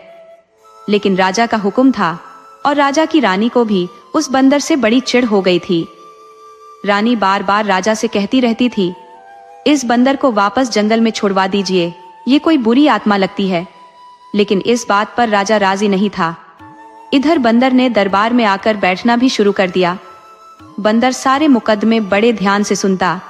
अगर राजा कोई गलत फैसला देने वाला होता तो बंदर झट से उसके हाथ से कागज कलम लेकर फाड़ देता और सही फैसला लिखकर राजा के सामने रख देता। शुरू में तो राजा को बंदर पर बड़ा गुस्सा आया, लेकिन फिर उसे इस बात का एहसास हुआ कि बंदर की वजह से वो बहुत सी गलतियां करने से बच गया।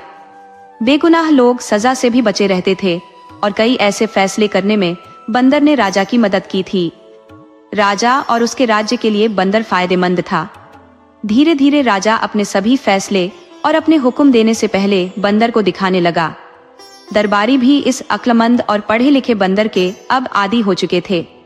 लेकिन रानी की दुश्मनी उस बंदर से कम नहीं हुई। रानी लगातार राजा से कहती रहती, इस बंदर को कहीं उठवा कर फेंक दो, जंगल में छोड़ आओ, नहीं तो एक दिन ये आपके सारे राज्य पर कब्जा कर लेगा। हमारा कोई बेटा नहीं है जो हमारी मदद कर सके। ये आपको हटाकर खुद राजगद्दी हड़प लेगा और एक दिन राज सिंहासन पर भी बैठ जाएगा। राजा अपनी रानी को समझाता कि हे महारानी, अब ये मुमकिन नहीं है। आप देख रही हैं, ये कोई मामूली बंदर नहीं है। अब तक वो हमारे लिए फायदेमंद ही साबित हुआ है। हमारे राज्य में, हमारे सल्तनत में इसकी वजह से बहुत बढ़ोतरी हुई है और बहुत बेहतरीन तरीके से राज्य चल रहा है। लेकिन रानी को चैन नहीं आया। उन्होंने बंदर को जान से मारने की साजिश की। बंदर के लिए जो खाना भेजा जा रहा था उसमें रानी ने जहर मिलवा दिया। उस दिन बंदर ने खाना नहीं खाया और राजा को एक पर्चे पर लिख कर दिया कि राजा साहब, मुझे मरवाने की कोशिश आपको और आपके खानदान को बहुत महंगी पड़ेगी। राजा को जब इस साजिश और जहर के बारे में पता चला तो राजा को बहुत गुस्सा आया। राजा ने नौकरों को बुलाया और उन्हें डांटा और रानी को समझाया कि आइंदा ऐसी कोई भी गलती मत करना। रानी दिल ही दिल में जल भुन कर रह गई। राजा की एक खूबसूरत बेटी थी। राजा अपनी बेटी को जान से भी ज्यादा प्यार करता था और उसे बहुत लाड से रखता था। और बंदर के चर्चे उस राजकुमारी ने भी सुने थे। राजकुमारी को उस बंदर को देखने का शौक हो गया। एक दिन बंदर दरबार से निकलकर अपने महल जा रहा था। राजकुमारी अपनी सहेलियों के साथ खड़ी होकर उस बंदर को देखने लगी। बंदर ने जब शहजादी को देखा तो वह रुक गया और राजकुमारी को घूरने लगा। राजकुमारी बंदर से डरकर महल में अंदर भाग गई और उस दिन से ये होने लगा कि हर रोज जब राजकुमारी सज संवर कर आईना देखती तो शीशे में पीछे से बंदर का चेहरा उसे नजर आता था। बंदर न जाने कैसे उसके कमरे में घुस आता। राजकुमारी को डर के मारे बुखार चढ़ जाता। फिर कई दिन तक बंदर उसके कमरे में नहीं आया। जब राजकुमारी ठीक हो गई तो फिर से बंदर ने आना शुरू कर दिया। उसने पर्ची लिखकर राजकुमारी के हाथ में थमाई और उस पर्चे में लिखा था, क्या तुम मुझसे शादी करोगी? यकीन मानो, मैं भी बहुत खूबसूरत हूँ। राजकुमारी जानती थी कि ये तमीजदार बंदर है, बहुत ही बुद्धिमान है, मुझे कोई नुकसान नहीं पहुंचाएगा। लेकिन उसका डरना भी कुदरती था। धीरे धीरे राजकुमारी का डर अब बंदर से खत्म हो गया। उसे बंदर से अब हमदर्दी हो गई। राजकुमारी सोचती कि ये बंदर कितना समझदार और पढ़ा लिखा है, लेकिन इसने मेरे पिता को कई खतरों से बचा लिया है। हम पर इस बंदर के बड़े एहसान है, और अगर ये बंदर है तो इसमें इसका क्या कसूर। अब राजकुमारी उस बंदर से डरती नहीं थी। वो थोड़ी देर उस कमरे में रुकता तो वो उसे देखता और फिर चला जाता। होते होते ये बात रानी के कानों में जा पहुंची कि बंदर राजकुमारी के कमरे में जाता है। तो रानी ने सारा महल सिर पर उठा लिया और बंदर को खूब भला बुरा कहने लगी। और राजा के पास जाकर रानी ने रोना धोना शुरू कर दिया और कहने लगी, महाराज, अब तो हद हो गई है। आपका वो चहेता बंदर आपकी लाडली बेटी के पीछे हाथ धोकर पड़ गया है। या तो उस बंदर को निकाल दो, नहीं तो मैं फिर जहर खा लूंगी। मैं तो अब उस बंदर से तंग आ गई हूँ। राजा ने राजकुमारी को बुलाकर पूछा, क्या बंदर बेटी तुम्हें परेशान करता है? राजकुमारी ने सारी बात सच सच बता दी और कहा कि पिताश्री, पहले मुझे उस बंदर से डर लगता था, लेकिन अब नहीं लगता। मुझे उस बंदर से हमदर्दी होती है। पता नहीं कौन है और इस पर क्या मुसीबत पड़ी है।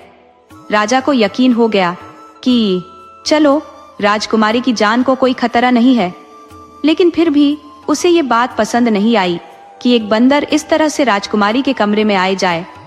उन्होंने उस बंदर से बात करने का फैसला किया। अगले दिन राजा बंदर के महल में पहुंचा। बंदर बगीचे में टहल रहा था। राजा ने बंदर से कहा, देखो बंदर, मैं नहीं जानता कि तुम कौन हो, लेकिन आज तक मैंने तुम्हारी हर बात मानी है। तुम्हें अपनी बराबरी का दर्जा दिया है, जो शायद कोई दूसरा राजा अपने राज्य में, अपनी प्रजा में ये बर्दाश्त नहीं करता। लेकिन अब तुमने मेरी बेटी को परेशान करना शुरू कर दिया है, तो ये मुझे बिल्कुल भी पसंद नहीं है। इससे पहले कि मैं कोई इस घात कदम उठाऊं, तुम अपनी इस हरकत से बाज आ जाओ और सुधर जाओ। बंदर झट महल से कागज और कलम लाया और लिखने लगा। फिर उसने लिख राजा को दे दिया। उसमें लिखा था, राजा साहब, मैं आपकी बेटी से शादी करना चाहता हूँ और आपको यकीन दिलाता हूँ, मैं आपकी बेटी को हमेशा खुश रखूंगा, उसे कभी किसी चीज की शिकायत नहीं होने दूंगा। राजा तो ये देखकर हक्का बक्का रह गया। अपनी फूल सी राजकुमारी की शादी इस बंदर से, ये तो कभी नहीं हो सकता। उन्होंने साफ कह दिया कि देखो बंदर, ऐसा मेरी जिंदगी में कभी नहीं हो सकता। मैं अपने फूल सी पुत्री का विवाह तुम्हारे साथ कैसे कर सकता हूँ। बंदर ने राजा की कमर से ये सुनकर तलवार निकालकर तान ली और दूसरे हाथ से लिखा, अगर आपकी जिंदगी में ये मुमकिन नहीं है तो फिर मरने के लिए तैयार हो जाओ। आपको मारकर मैं आपकी बेटी से शादी कर लूंगा। आप मेरे ससुर हैं, मैं आपका एहसानमंद हूँ। आपने मेरे ऊपर एहसान किया है, मुझे इस महल में रखा, इसलिए मैं आपके खून से अपने हाथ नहीं रंगना चाहता। राजा को अपनी मौत सामने नजर आई तो वह बोला, मैं सोचकर जवाब दूंगा। बंदर ने फिर लिखा, जो कुछ भी हो, लेकिन वो जवाब हाँ में होना चाहिए। राजा बेचारा बड़ी मुश्किल में फंस गया। राजा महल में वापस आ गया और बड़ा ही ज्यादा परेशान था। एक तरफ बेटी थी, दूसरी तरफ उसकी अपनी जान, उसकी अपनी जिंदगी। अब वो क्या करता, क्या नहीं करता। उसने सारी रात टहलते टहलते गुजारी, लेकिन उसने अपनी रानी को कुछ नहीं बताया। वो जानता था कि रानी सारा महल सिर पर उठा लेगी और कहेगी, तुम इस बंदर को क्यों लेकर आए थे। सुबह हुई तो राजा फैसला कर चुका था कि वो कभी भी अपनी बेटी की शादी इस बंदर से नहीं करेगा। अपनी बेटी को किसी बंदर से ब्याहने की बजाय वो अपनी जान दे देगा। कुछ नसीहत, कुछ वसीयत करने के लिए राजा राजकुमारी के पास गया और उसे समझाने लगा कि पुत्री, कल अगर मुझे कुछ हो जाए तो तुम्हें क्या करना है, अपनी माँ को कैसे संभालना है और राजकाज के कामों को कैसे संभालना है और अपने जो राज्य के कामों को कैसे देखना है। कौन कौन वफादार लोग तुम्हारी मदद कर सकते हैं। राजकुमारी ने अपनी आंखों में आंसू भरकर कहा, पिताश्री, आज आप कैसी बातें कर रहे हैं। आपका साया मेरे सर पर जीवन भर रहे। आप 100 वर्ष जिएंगे और राज करेंगे। राजा ने अपनी पुत्री को समझाया और बोला, पुत्री, वो बंदर मेरी जान के पीछे पड़ गया है। कहता है या तो मैं तुम्हारी शादी उससे कर दूं, नहीं तो वो मुझे जान से मार डालेगा। मेरी जिंदगी में तो ये मुमकिन नहीं है कि मैं अपनी फूल सी बच्ची का विवाह एक बंदर से कर डालूं। मैं अपनी बेटी की शादी उस बंदर से हरगिज नहीं कर सकता। इसीलिए पुत्री, तुम अपनी माँ को, उस बंदर को मारने की कई तरकीबें तुम्हारी माँ कर चुकी है, लेकिन वो आज भी जिंदा और सही सलामत है। वो बंदर बहुत ही चालाक और बुद्धिमान है। मैं आज उस बंदर को साफ जवाब दे दूंगा और शायद ये जवाब सुनकर वो बंदर मुझे फौरन मार डाले। तुम मुझे, जो अपने पिता को ये काम करने दो, और तुम अपनी माँ के साथ तहखाने में छुप जाना और उस वक्त तक तहखाने से बाहर मत निकलना जब तक वो बंदर मायूस होकर यहाँ से चला न जाए। राजकुमारी कहने लगी, पिताश्री, आपकी जान इतनी सस्ती नहीं है कि आप सिर्फ मेरे ही बाप नहीं है, बल्कि इस राज्य के राजा भी है। आप इस सारी राज्य के राजा भी है और इस प्रजा के प्रति आपके कुछ फर्ज भी है। राजपाट को कौन देखेगा, कौन प्रजा को देखेगा। प्रजा का क्या होगा। आप जाकर बंदर से मेरे रिश्ते के लिए हाँ कर दीजिए। अगर मेरी किस्मत में यही लिखा है तो वो आपके मरने के बाद भी होकर रहेगा। राजा अपनी पुत्री की बात मान गया, लेकिन उसका दिल परेशान था। राजा बहुत मजबूर था।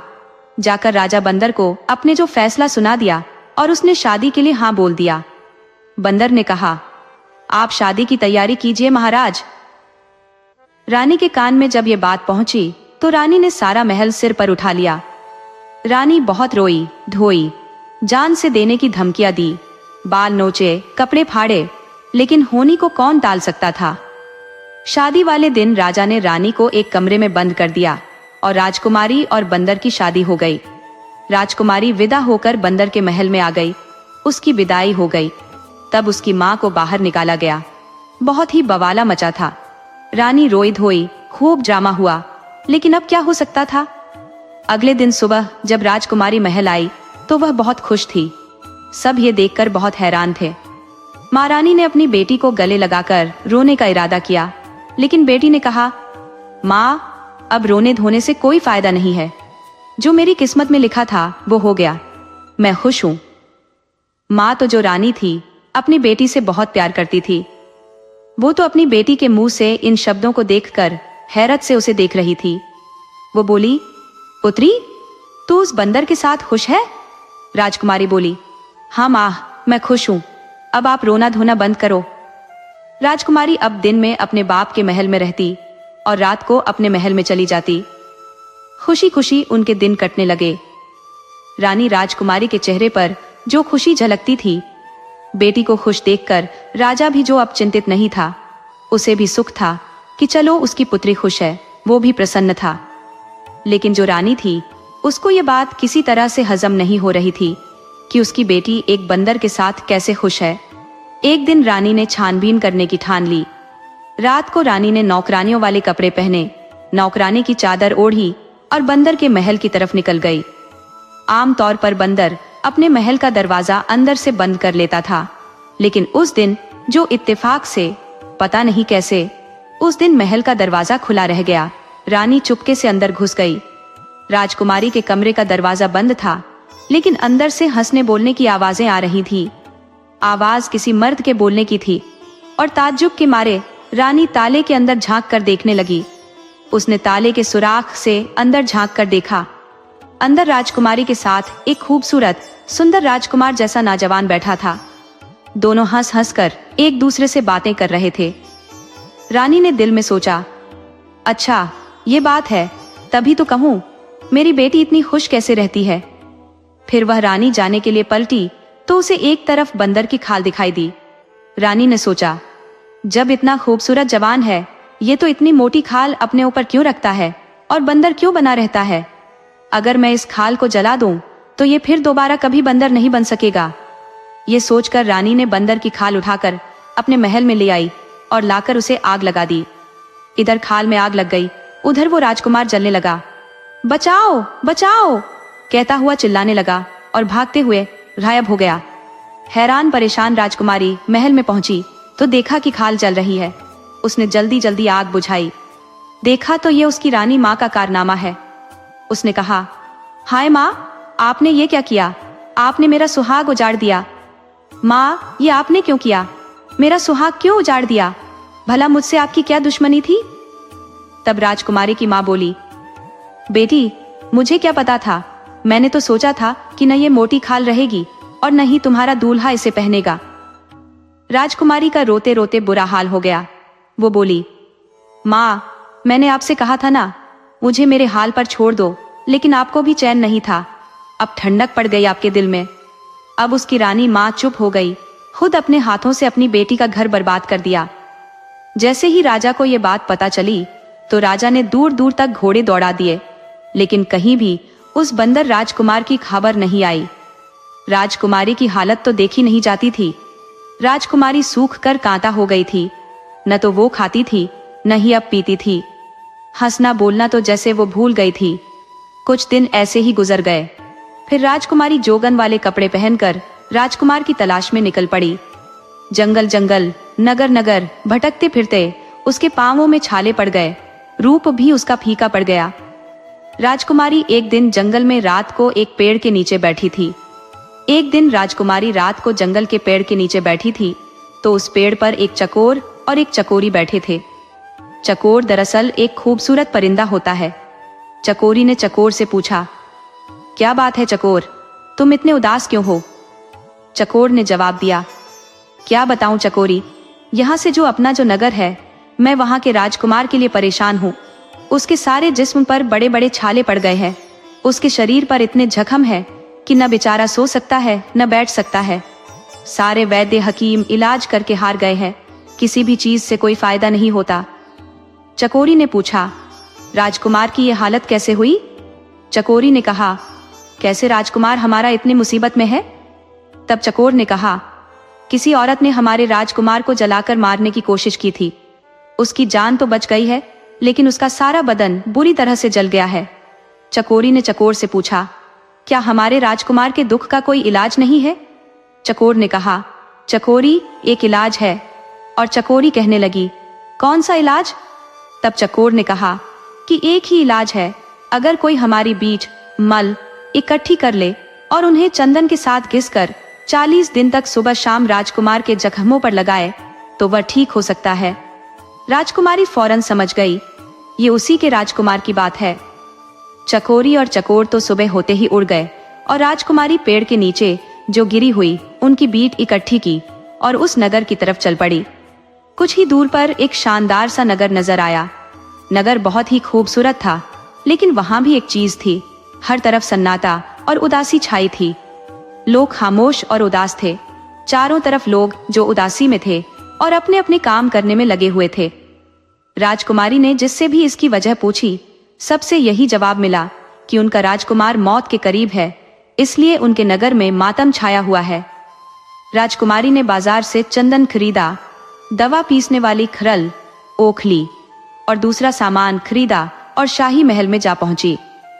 पहरेदार से कहने लगी कि राजा से कहो, हिमालय की पहाड़ियों से कोई वैद्य हकीम आए हैं। वो राजकुमार को जो इलाज करने का दावा करते हैं, उसे जो राजा सुनकर उस वैद्य बने राजकुमारी को बुला लेता है। उन्होंने इस वैद्य को भी बुला लिया। वैद्य की शक्ल देखकर जो राजा को कुछ शक हुआ कि ये नौजवान भला क्या इलाज करेगा। बड़े बड़े नामी गिरामी जो वैद्य हार चुके हैं। फिर भी उसने पूछा कि भाई तुम कर लोगे? दुनिया भर के तमाम वैद्य हकीम हार चुके हैं, अब तो दुआओं का ही सहारा है। राजकुमारी बोली, महाराज, अगर 40 दिन तक राजकुमार ठीक न हुआ तो जो चोर की सजा हो वो मेरी सजा होगी। राजा फौरन राजी हो गया। राजकुमारी कहने लगी, महाराज, मुझे राजकुमार के बगल वाला कमरा चाहिए ताकि मैं दिन रात उनका इलाज कर सकूं। राजा के हुक्म पर फौरन उन्हें राजकुमार की बगल वाला कमरा दे दिया गया। अब राजकुमार के पास राजकुमारी पहुंची तो उसकी हालत देखकर राजकुमारी का दिल रोने लगा। राजकुमारी ने बड़ी मुश्किल से अपने आप को संभाला और फौरन अपने कमरे में जाकर चंदन के साथ चकोर और चकोरी की बीट पीसी। फिर बड़े ही सावधानी से राजकुमार के जिस्म के जख्मों को साफ किया। राजकुमार दर्द से तड़प रहा था। फिर उसने ये लेप उसके सारे जिस्म पर लगा दिया। राजकुमार के सारे जिस्म के जख्मों में ठंडक सी पड़ गई। न जाने कितने दिनों के बाद उसकी आंख लग गई। राजा के पास जब ये खबर पहुंची तो उन्होंने हुक्म दिया कि वैद्य का हर तरह से ख्याल रखा जाए। राजकुमारी ने राजकुमार की सेवा में अपने दिन रात एक कर दिए और फायदेमंद ताकतवर खाना खिलाया। इससे वो जो राजकुमार को बड़ा आराम मिलने लगा। राजकुमारी राजकुमार के जख्मों को सुबह शाम साफ करती और दवा का लेप कर देती। एक हफ्ते में राजकुमार को इतना फायदा हो गया कि वो अपने आसपास की चीजों पर ध्यान देने के काबिल हो गया। पगड़ी और दाढ़ी में उन्हें ये वैद्य कुछ जाना पहचाना लगा, लेकिन याद नहीं आया कि इस वैद्य को कहाँ देखा था। तब वैद्य उसके सामने बहुत कम बोलता था। महीना भर में राजकुमार के जख्म पूरी तरह से भर गए, लेकिन अभी खाल कच्ची थी। वैसे भी चकोर चकोरी ने 40 दिन के इलाज की बात कही थी। राजकुमारी इसी तरह राजकुमार के जख्मों पर जो अपनी दवाई लगाती रही। राजकुमार उसकी सेवा से बहुत प्रसन्न था। उसकी सेवा ने राजकुमार का दिल जीत लिया। राजकुमार उसके दिल से तारीफ करता था। राजा ने तो उसको बहुत भारी इनाम देने की तैयारियां कर रखी थी, लेकिन हुआ कुछ ये कि 40वें दिन दवाई उसने राजकुमार के शरीर पर लगा दी और किसी से कुछ कहे सुने बिना वो जो महल से निकल गई और सीधे अपने राज्य के लिए रवाना हो गई। हाँ, उसने राजकुमार से उसकी अंगूठी जरूर मांग ली थी, लेकिन उसे ये पता नहीं चला कि वो चली जाएगी। इधर महल में राजकुमार की सेहत और अच्छी हो जाने की खुशी में जश्न की तैयारियां जोरों से चल रही थी, लेकिन वैद्य जी का कहीं पता नहीं था। राजकुमार अब परेशान था। राजा भी हैरान था कि कैसा वैद्य था, अपनी मेहनत का एक पैसा लिए बिना ही चुपचाप खामोशी से चला गया। न कोई इनाम मांगा और न कोई फरमाइश की। और राजकुमार के ठीक होने के बाद जो राजकुमार को भी अपनी नई नवेली दुल्हन की याद आई। अभी उसकी शादी को 2 दिन ही कितने गुजरे थे, ये मुसीबत तो आन पड़ी थी। वो जानता था कि उसकी इस हालत की जिम्मेदार उसकी सास थी, लेकिन उसने ये बात किसी को नहीं बताई। एक दिन वो राजकुमार अपने पिता से इजाजत लेकर शिकार के बहाने जो नगर से निकला, शिकार के बहाने से निकला और सीधा अपने ससुराल चला गया। उसने शाही कपड़े पहन रखे थे। उसके साथ उसके जो सैनिकों का दस्ता भी था। सैनिकों ने उसे पूरे जो इंतजाम के साथ महल में बिठाया और राजा को खबर की। राजा साहब बेटी के गम में वक्त से पहले ही बूढ़ा हो गया था। मेहमानों ने खड़े होकर उनको इज्जत दी, सम्मान दिया। राजा ने पूछा, बेटा तुम कौन हो और कहाँ के राजकुमार हो? मैंने तुम्हें पहचाना नहीं। राजकुमार ने बड़े ही श्रद्धा से कहा, आप भले ही मुझे न पहचाने महाराज, लेकिन मैं आपको कैसे भूल सकता हूँ? आपका मुझ पर एहसान है। मैं वही बंदर हूँ जिसे आपने अपनी बराबरी का दर्जा दिया था और अपनी बेटी से मेरी शादी की थी। राजा उस खूबसूरत नौजवान राजकुमार को देखता रह गया। कहाँ वो बंदर और कहाँ ये राजकुमार? अब राजा की हैरानी का कोई ठिकाना नहीं था। फिर भी राजा ने खुशी से पूछा, लेकिन ये सब कैसे मुमकिन हुआ? राजकुमार ने कहा, महाराज मैं अपनी कहानी आपको बाद में सुनाऊंगा। अब क्या मैं अपनी दुल्हन से मिल सकता हूँ? राजा ने कहा, वो अब भी उसी महल में रहती है बेटा, जहाँ तुम रहते थे। उसने तो दुनिया ही छोड़ दी। तुम शौक से वहां जा सकते हो। राजा को हैरान और परेशान छोड़कर राजकुमार सीधा अपने महल में आ गया। राजकुमारी जो घाम की तस्वीर बनी बैठी थी। राजकुमारी का फूल सा चेहरा मुरझाया हुआ था। रो रो कर आंखों के नीचे काले घेरे पड़ गए थे। राजकुमार को अपने सामने खड़ा देखकर राजकुमारी को यकीन नहीं आया। राजकुमार ने कहा, हाँ राजकुमारी, तुम्हारा प्यार मुझे यहाँ खींच लाया है। तुम्हारी माँ ने तो मुझे मारने में कोई कसर नहीं छोड़ी थी। मेरा सारा शरीर बड़े बड़े फफोलों से भर गया था। मेरे बचने की कोई उम्मीद नहीं थी। राजकुमारी ने पूछा, फिर आप ठीक कैसे हुए? राजकुमार ने कहा, एक वैद्य मेरे पास आया था। 40 दिनों में मेरे जख्मों पर मरहम लगाया और मेरी ऐसी सेवा की कि कोई किसी की नहीं करता। राजकुमारी ने पूछा, अच्छा, तब तो आप लोगों ने उसे खूब इनाम दिया होगा और उसे खूब मालामाल कर दिया होगा। राजकुमार बोला, नहीं, हैरानी की बात तो यही है राजकुमारी कि सिवाय मेरी एक अंगूठी के उसने कुछ नहीं लिया और बगैर किसी को कुछ बताए चुपचाप कहीं चला गया। राजकुमारी ने वही अंगूठी दिखाते हुए पूछा, क्या यही अंगूठी थी?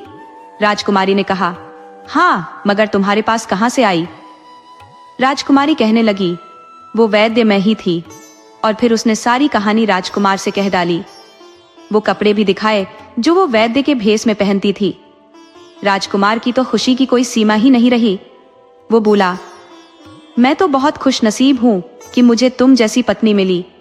माँ ने जान लेनी चाहिए, लेकिन बेटी ने जान बचा ली। राजकुमार बोला, तुम्हारी माँ ने तो कोई कसर नहीं छोड़ी थी मुझे मारने में। राजकुमार बोली, मेरी माँ भी आपकी दुश्मन नहीं थी राजकुमार। आपको इंसान के रूप में देखकर मेरी माँ ने सोचा, अगर वो बंदर की खाल को जला दे तो आप कभी बंदर नहीं बनेंगे, बल्कि हमेशा इंसान बने रहेंगे। तो मेरी माँ ने मेरा अच्छा ही सोचा था और अच्छा जानकर ये तय किया था कि आपको कम से कम मुझे तो ये बता देना चाहिए था कि आपके बंदर के भेष में रहने के पीछे राज क्या है। तो मैं इस खाल को अपनी जान से भी ज्यादा हिफाजत से रखती। राजकुमार बोला, असल में राजकुमारी, मुझे कभी इसका मौका नहीं मिल पाया। दरअसल हमारी शादी को दिन ही कितने हुए थे। मैंने सोचा था आराम से तुम्हें बताऊंगा, तभी यह मुसीबत आ गई। दरअसल लंबी कहानी है। राजकुमारी ने कहा, अब बता दीजिए राजकुमार। राजकुमार ने कहना शुरू किया तो कहने लगे, राजकुमारी, ये तो तुम भी जान गई हो, मेरे माँ बाप भी राजा रानी है और मैं उनकी इकलौती संतान हूँ। राजकुमार होने की वजह से मेरी जवानी का वक्त घूमने फिरने और शिकार खेलने में गुजरता था। तकरीबन साल भर पहले की बात है। मैं अपने सिपाहियों के साथ शिकार खेलने के लिए निकला। जंगल में मुझे एक बहुत ही खूबसूरत हिरण नजर आया। मैंने ताक कर तीर चलाया, लेकिन वो मेरी नजरों से ओझल हो गया। मैंने जब उस हिरण का पीछा किया तो मैं अपने साथियों से बिछड़ गया और बहुत दूर निकल आया। मैंने देखा एक झरने के किनारे एक बुजुर्ग बैठे हैं। उनके पास एक 10 साल का लड़का लेटा हुआ था जिसकी टांगों से खून बह रहा था। वो बुजुर्ग उस लड़के के जख्म को धोते जा रहे थे और रोते हुए उसको बद्दुआ दे रहे थे जिसने ये तीर मारा था। मेरी शक्ल देखते ही वो गुस्से में बोले, आदमी हो या बंदर, तमीज दो, और जो संस्कार तुम्हारे अंदर है ही नहीं। ये उनके कहने की देर थी कि मैं बंदर में बदल गया। उन्होंने कहा, जा और जंगल जंगल भटकता फिर, कोई ठिकाना नहीं मिलेगा तुझे। इनकी बद्दुआओं से और अपनी हालत से जो मैं बहुत परेशान हुआ। उनके पांव मैंने पकड़ लिए और रोने लगा। मेरी हालत देखकर उस लड़के को मुझ पर तरस आ गया। उसने उस बुजुर्ग से कहा, दादाजी, अब इस इंसान ने अपनी गलती मान ली है तो इसे माफ कर देना चाहिए। ये भी शर्मिंदा है, इसे माफ कर दीजिए और दोबारा इंसान बना दीजिए। लड़के ने जब ज्यादा ही उस बुजुर्ग से प्रार्थना की तब वो बुजुर्ग बोले, देखो, इससे सीख कि तूने इसे जख्म दिया और ये तेरी सिफारिश कर रहा है। खैर, मैं अपनी बद्दुआ तो वापस नहीं ले सकता, न ही अपना श्राप ले सकता हूँ, लेकिन कुछ कर सकता हूँ। साल भर बंदर तो तू रहेगा ही। जब कोई लड़की तुझसे हमदर्दी करते हुए शादी को तैयार हो जाएगी तब तुम अपनी असली सूरत में वापस आ जाओगे। अगर साल गुजरने से पहले तेरी शादी हो गई तो सिर्फ अपनी हमदर्द पत्नी के सामने इंसान की शक्ल में आ सकोगे। लाचार होकर मैं वहां से वापस आ गया। अब मेरा कोई ठिकाना नहीं था, अपने घर भी वापस लौट नहीं सकता था। 6 महीने तक जंगलों में भटकता रहा। फिर एक दिन तुम्हारे पिता जो सैर करने के लिए आए, उन्होंने मुझ पर एहसान किया, मुझे अपने साथ ले आए, मेरी हर फरमाइश पूरी की और तुम्हें मुझसे हमदर्दी पैदा हुई और अपने बाप की जान बचाने के लिए तुमने मुझसे शादी कर ली। बाकी का हाल तुम्हें मालूम है। जब तुम्हारी माँ ने मेरी खाल में आग लगाई तो उस समय उस श्राप की मुद्दत पूरी होने में कुछ दिन बचे थे। अभी राजकुमार ये कहानी सुना ही रहा था कि राजा और रानी भी वहां पर आ गए। रानी ने राजकुमार से अपनी गलती की माफी मांगी और राजा ने कहा, राजकुमार, हमारा कोई बेटा नहीं है, अब तुम ही हमारे बेटे हो, ये राजपाट तुम संभालो। राजकुमार ने कहा, अभी तो मुझे दुल्हन को लेकर अपने देश, अपने राज्य जाना है और अपने माँ बाप से इसे मिलवाना है। वहां मेरे माँ बाप मेरा इंतजार कर रहे हैं, लेकिन मैं वादा करता हूँ कि आपका हाथ बटाने समय समय पर आता रहूंगा। राजा ने कहा, ठीक है बेटा, जैसी तुम्हारी इच्छा। राजा ने धूमधाम से अपनी बेटी को विदा किया। दोनों परिवारों में खुशी खुशी अब जिंदगी जो बसर करने लगे और वो राजकुमार राजकुमारी खुशी खुशी रहने लगे। दोस्तों, कहते हैं ना, मत करना जलील किसी फकीर को अपनी चौखट पर, क्योंकि ऊपर वाला कटोरा बदलने में जरा भी देर नहीं करता।